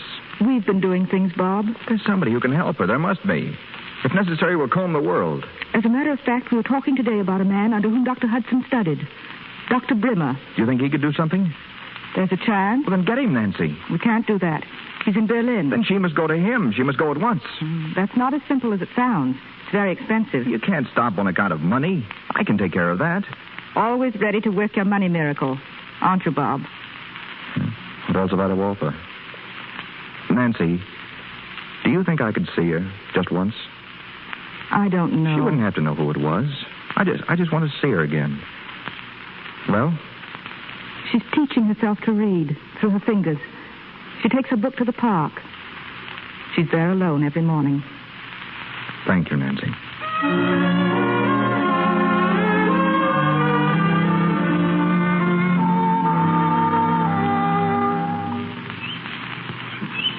If you thou wilt but be mine, you shall dine on cherry pie and drink nice currants. Oh. You dropped your book. Oh, thank you. I didn't know anyone was sitting near. Have you been here long? Not so very. I've been reading nursery rhymes. I'm a little embarrassed. You see, I've got to learn my ABCs all over again. Is it so hard? No, not when you get the hang of it. I rather enjoy it. Well, it won't be long until you'll be reading Shakespeare, Shelley, Schopenhauer. They have them all, you know. Really? How do you know? Well, I'm interested in the Braille system. Oh, are you a doctor? Yes. Well, that's what I started out to be, but I haven't done much with it since I left college. Oh, what a pity. I can't help wondering why you didn't go on with it. Oh, I don't know. Unless I thought there were enough second-rate doctors in the world already. Well, why not be a first-rate one? There's so few of them. But what I wanted to say is, I have a friend who has a large library of Braille books.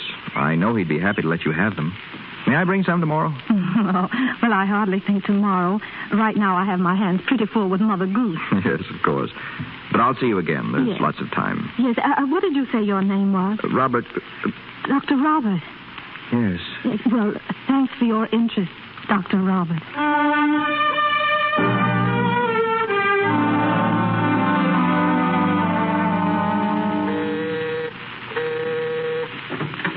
Good morning. Good morning. Is Mrs. Hudson in? Who shall I say is calling, please? Oh, it's not important. I just wanted to know how she was. Is that Dr. Robert, Susan? Ask him to come in. Come in, please. Oh, I don't think I'd better. Is Miss Joyce Hudson at home? No, sir, she's not in. Oh, well, In the living room, Doctor. thank you. Dr. Robert. Oh, now, please don't get up. I recognize your voice. Well, I was just passing. I thought I'd drop in and find out what's been keeping you indoors. You been ill? No. Joyce had to go to New York on business for me, and she made me promise I wouldn't go out while she was away. But come on, sit down. I am glad you've come. The most wonderful things have been happening. Really? I'm glad to hear it. You remember those bonds I told you about? The ones I thought were worthless? Yes? Well, they weren't. They're terribly valuable. And somebody's bought them from me. I don't know who. Anyway, Mr. Perry's invested the money in something else. Something that will give me an income for the rest of my life. Oh, that's fine. But that's not all. Listen to this. I'm going to Berlin. Are you? Yes. There's a man there, a Dr. Brimmer. He's going to look at my eye. Of course, I could never afford to pay him. I suppose he's doing it as a tribute to what my husband stood for in the medical profession. Anyway, Nancy said it would be very ungrateful of me to refuse. Refuse? You're not thinking of refusing. Well, I have been a little. You see, I've had so many disappointments, and of course, if he agrees with the others that there's no hope. Oh, but he won't. A man like Brimmer doesn't have disappointments. He'll be able to give you back your sight, I'm sure. Has it meant so much to you? So much. I wish I deserved to have you say such a beautiful thing to me. You do? You might think differently if you saw me. Well, how could I? It wouldn't matter what you looked like. I see better now than I used to, really. I used to see only people's faces. Now I look into their hearts. Oh, but here, I'm getting maudlin. You'll still be the same kind friend. You won't change. I mean, if my trip is successful. No, I won't change ever. Helen, where are you? Oh, it's Joyce. Well, I think I'd better go. Oh, no, please. In here, Joyce. No, I want you to meet her. She's heard me talk about you so much. Really, I just came. Oh, Joyce, darling. This is my friend, Dr. Robert. How do you do? Dr. Robert? What's wrong, dear? Are you the man who's been meeting Helen in the park, helping her to read, seeing her home? Well, I tried to help a little. Joyce, what is it? Do you know Dr. Robert? No, I've never seen Dr. Robert before in my life.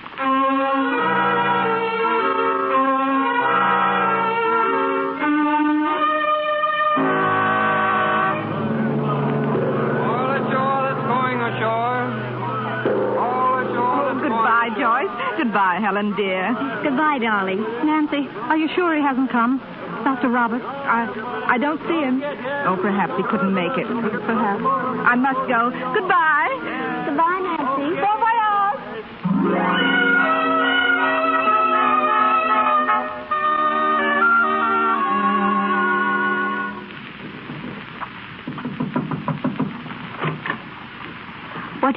The American papers, Fräulein. Thank you. Who is it, George? Just the hotel boy. Helen, what are you doing up? You promised me you'd try to get some sleep. I couldn't sleep. I'm not tired. Darling, you've been through such a lot. The doctor said... Yes, I know. What does it matter what the doctor said? I don't need sleep. Oh, I don't know what I need. Oh, I'm sorry, dear. I'm just not myself. I know. You're all unnerved. All this way to Berlin, all these weeks, and... Yes, for nothing. Even Brimmer can't help me, Joyce. I'll get you some hot milk. It'll put you to sleep. If it only would. I'll only be a minute, darling.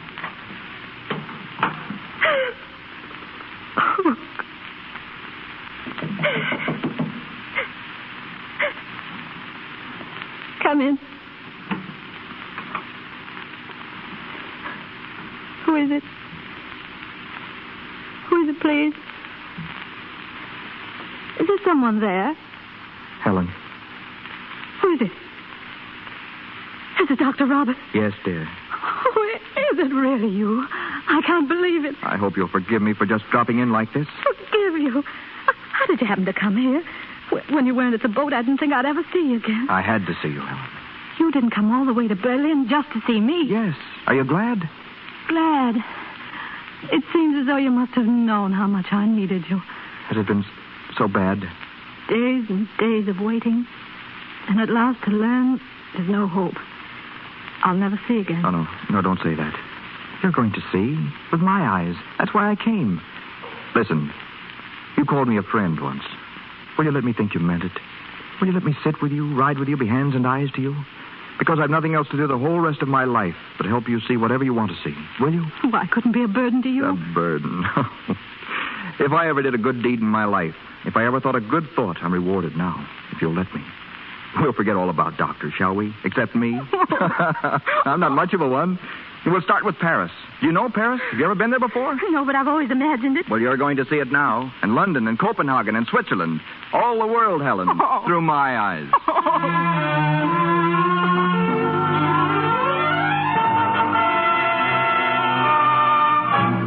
Bonjour, madame and monsieur. End of a blue. End of a blue. 23. Red. You've won again, darling. 20 francs on the red. Dr. Robert, are people staring at me? Well, now, why wouldn't they? In Paris, they make a business of staring at loveliness. Oh, darling.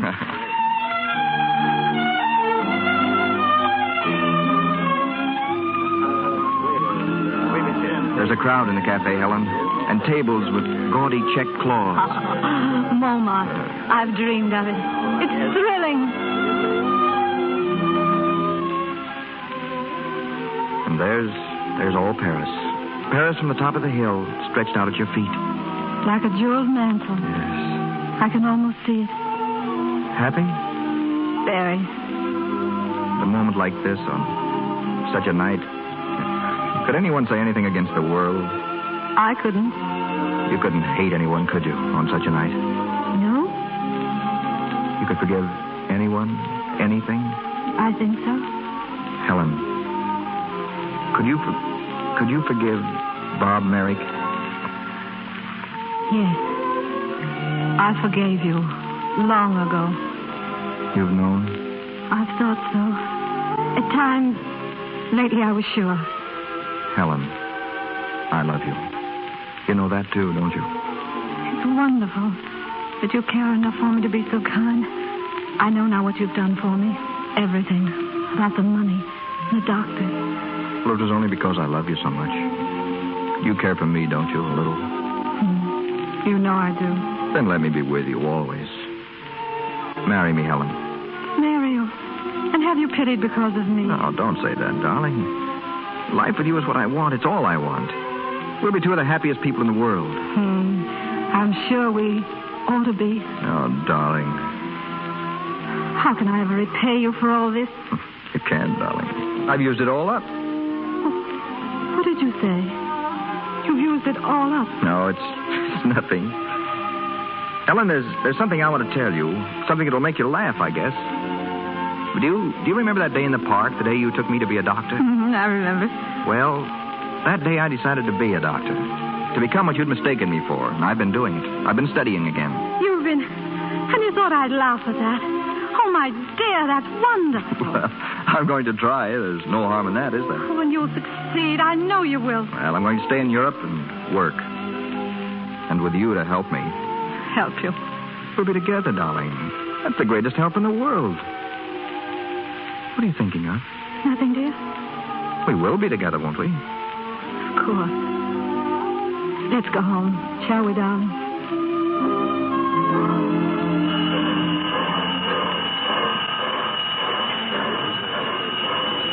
Excuse me, is this the ticket office? Oui, mademoiselle. The Travelers Bureau. Yes, that's what I need. Now, I'd like a ticket on the boat train to Cherbourg, please, and a passage on the first steamer to America. Oui, mademoiselle. Will you sign your name on this, please? Oh, no, I'm sorry. If you'll just place my hand exactly where I'm to sign. Mademoiselle? Yes, I can't see. Oh, pardon, mademoiselle. Now, you'll have to furnish me with a guide of some sort. That can be arranged, can't it? Of course, but is mademoiselle traveling alone? Yes, I'm traveling alone.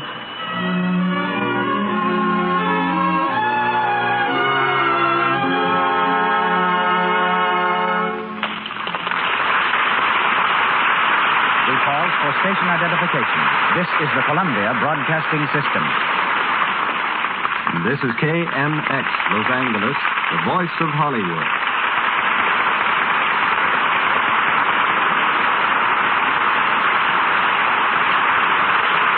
Robert Taylor and Irene Dunne continue with Magnificent Obsession shortly. But now it's our privilege to present in the Lux Radio Theater Dr. Lloyd Douglas, the author of this great story. Dr. Douglas, a minister for 30 years, became famous for sermons of extraordinary pictorial character. Then he turned novelist, and from his pen have come Magnificent Obsession and Green Light, both national bestsellers. It's now my honor to extend the stage of the Lux Radio Theater to New York City. From Hollywood, I welcome and introduce Dr. Lloyd Douglas, who will speak to you from New York. Good evening, Mr. DeMille, and thank you. I appreciate being asked to contribute to this program. I feel indebted to Miss Dunne and Mr. Taylor for their sympathetic and artistic interpretation of this book. And I'm also indebted to the Lux Radio Theater for wanting to pay this tribute to my story. Magnificent Obsession, while in no sense a tract, was not written solely for entertainment. It is a purpose novel. The book had a peculiar history. In 1928, while I was still in the pulpit, I became possessed of an idea that seemed to demand a wider hearing than I could give it through that medium, and resolved to put it into a story. Amateur novelists often rig up a plot dealing with things they know almost nothing about, so I did that. My story involved brain surgery, and what I didn't know about that was aplenty. For instance, in the story I wrote that Helen was in an accident and struck blind. That was easy, but to explain it, I had to call up a brain specialist and ask him where she had been hit. Casting about at random for names of my characters, I called one of the young surgeons whom I was sending abroad to do some scientific research, Dr. Dawson. I chose the name mostly because I knew no Dawsons. After the book had been out some months, my daughter Virginia met a young surgeon in Paris who was over there engaged in scientific research. Later, she married him. His name was Dawson. This novel brought me a great deal of mail, letters from all sorts of people. Invariably, what they wanted to ask was this: what can I do to build up my personal fitness by improving the personal fitness of others? Is it true that what I do for other people must be kept absolutely secret or the thing won't work? Do you believe this yourself, or were you just writing a story?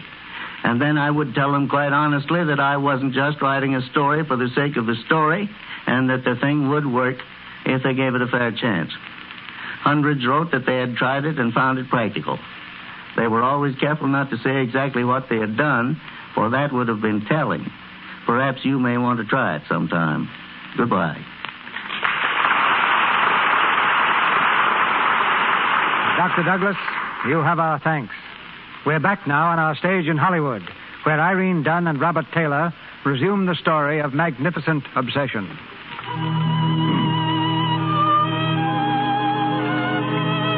6 years have passed. Helen Hudson, hidden away from the world and her friends, has been living in quiet obscurity in a small Virginia town.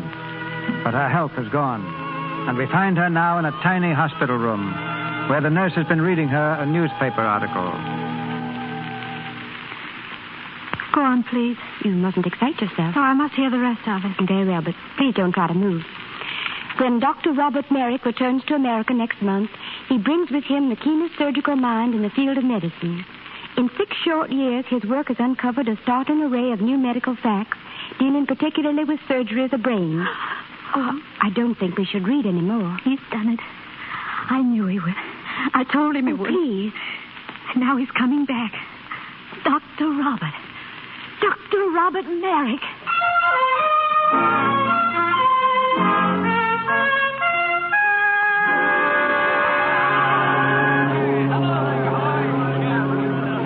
There he is, Nancy. There he is. Bob, over here, Bob. Nancy, Joyce. Oh, Bob, I'm so glad to see you. No more than I am to see you.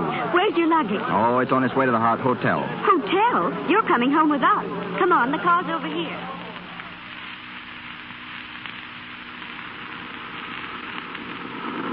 You'll never know how proud we are of you, Bob. Oh, Nancy, you're a flatterer.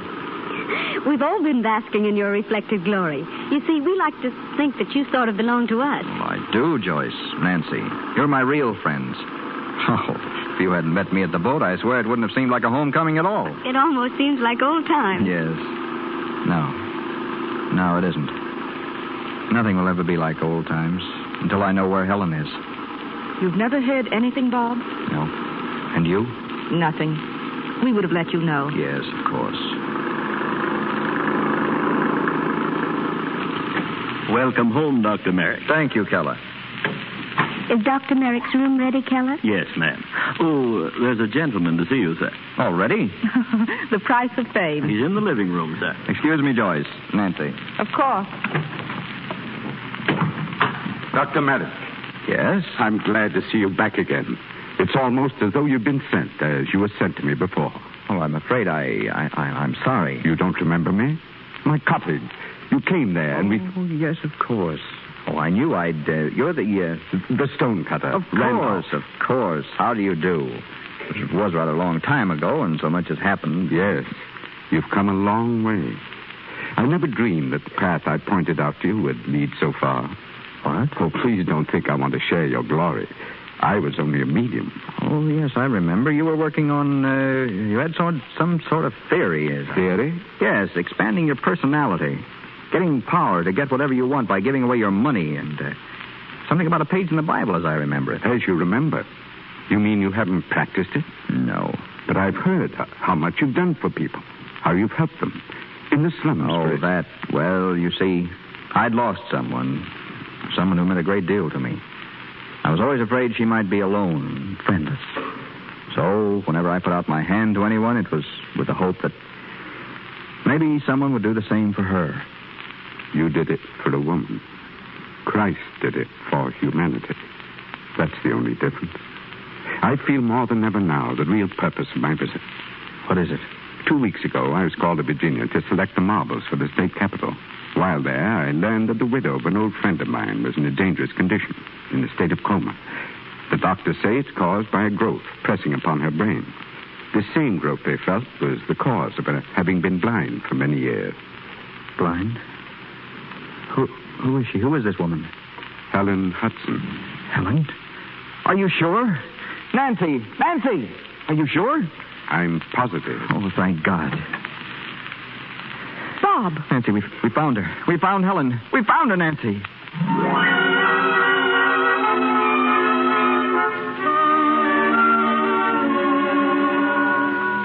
We'll be ready in a moment, Dr. Merrick. Let me know, nurse. Well, Bob? No, don't come near me, Nancy. We're almost ready to operate. Oh, who's going to do it? I am. Oh, Bob. Would you like to see her? She's still in a semi-coma. Come in.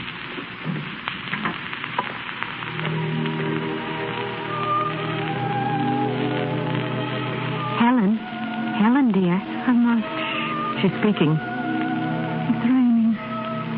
It's raining awfully hard. But I must get away before the others wake up. I must hurry.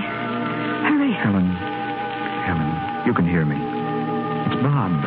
Bob Merrick. There's my pen. I want to write a letter. Joyce, Nancy, you've been so good to me. I'd only be a burden. Don't try to find me. Helen, dear, we're here. Robert. My darling Robert. I'm leaving. Leaving you. Oh, it's so hard to write when you're blind. Won't the rain ever stop? Robert, darling, it's so wonderful that you're going to be a doctor.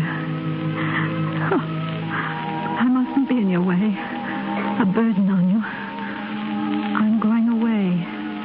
My life is over now. I'm going away, alone, in the darkness. You ready, Dr. Merrick? Dr. Merrick? Oh. Take her into the operating room. I'll feed her in just a moment.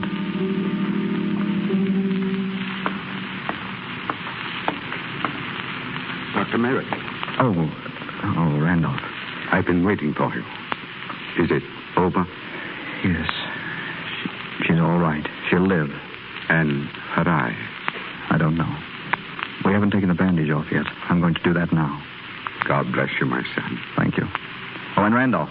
Yes? I found that page in the Bible.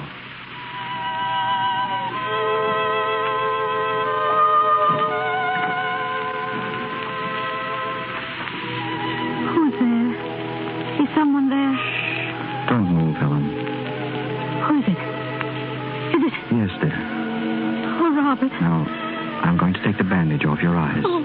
Please don't open them for a moment. Then open them slowly. Now. Helen, can you see? Yes. A ray of light. A ray of light. Oh, darling, soon that ray will grow stronger. And as each day passes, you'll see more and more until one day... Until one day, I shall see you, my darling.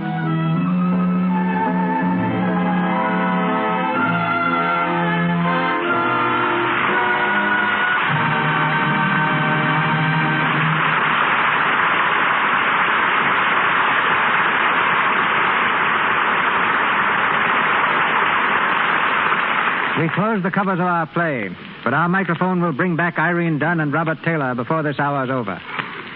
Most people picture the ace Hollywood cameraman as a rough and ready sort of fellow who wears leather puttees and his cap on backward while he rushes about the studio breathing fire and carrying his camera over one shoulder. Actually, a head cameraman never operates a camera. His entire job and its artistic importance cannot be overestimated is to chart with a director the photographing of scenes and supervising lighting effects. Our guest, John Arnold, cranked his first camera for Thomas A. Edison back in 1903. Since then, he's figured in the shooting of more than 1 billion feet of film. And today is head of Metro-Goldwyn-Mayer's camera department, president of the American Society of Cinematographers, and one of the most valuable photographers the industry has ever known. Ladies and gentlemen, Mr. John Arnold. Thank you, C.B. The biggest job a cameraman has today is to photograph the stars' personalities, so to speak, as well as their faces. Now, will you explain why each star is a different photographic problem? Gladly. Take the matter of lighting, for instance. A star is presented at her best only through a carefully studied blend of lights, colors, and shadows. A blonde appears best against soft, diffused lights. A brunette against strong, bright lights. Dark clothes do not photograph effectively against dark backgrounds, nor light clothes against light backgrounds. Contrast, remember, is what enhances beauty.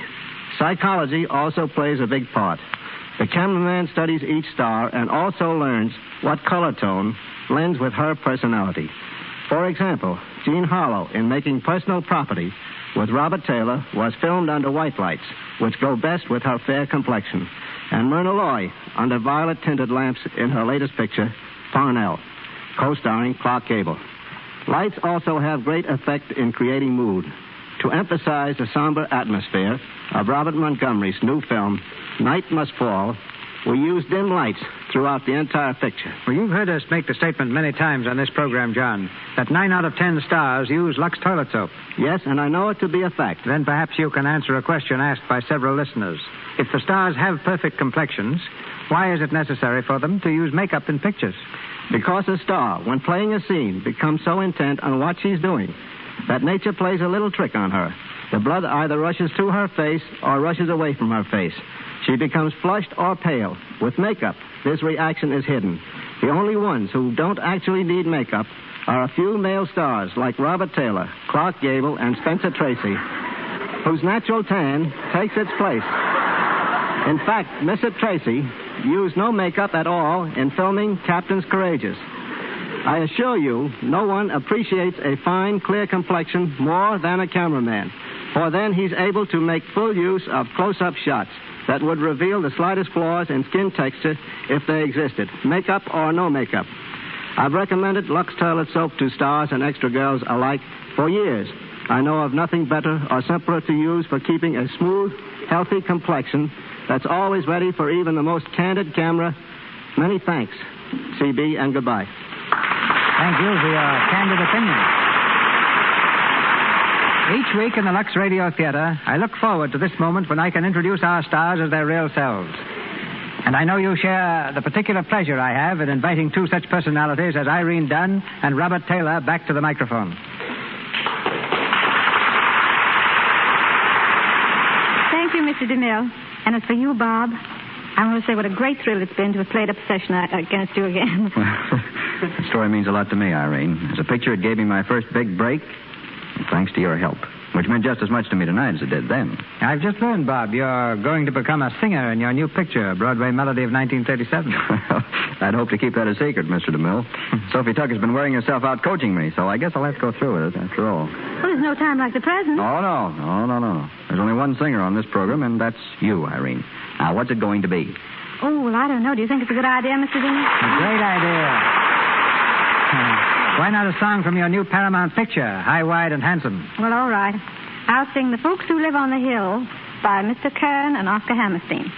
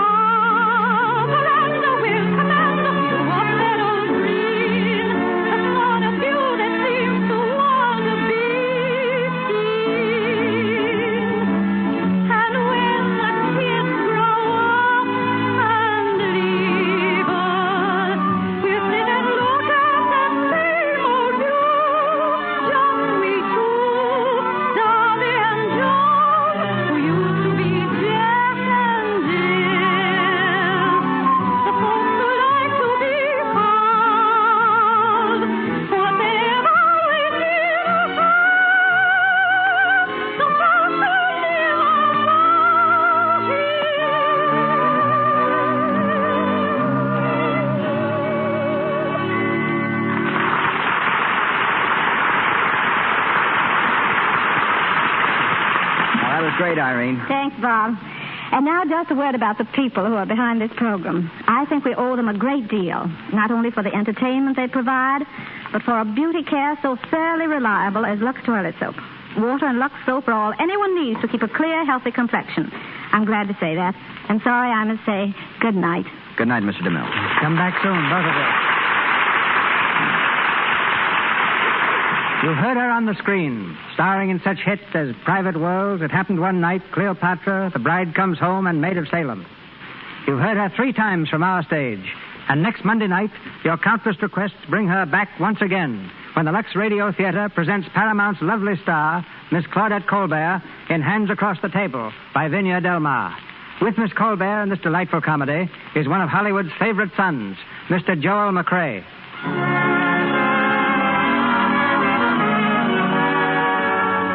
Our sponsors, the makers of Lux Toilet Soap, join me in inviting you to be with us again next Monday night when the Lux Radio Theater presents Claudette Colbert and Joel McCrea with Walter Pidgeon in Hands Across the Table. This is Cecil B. DeMille saying good night to you from Hollywood. The announcer has been Melville Ruick. This is the Columbia Broadcasting System. This is KNX, the Columbia Station, Los Angeles.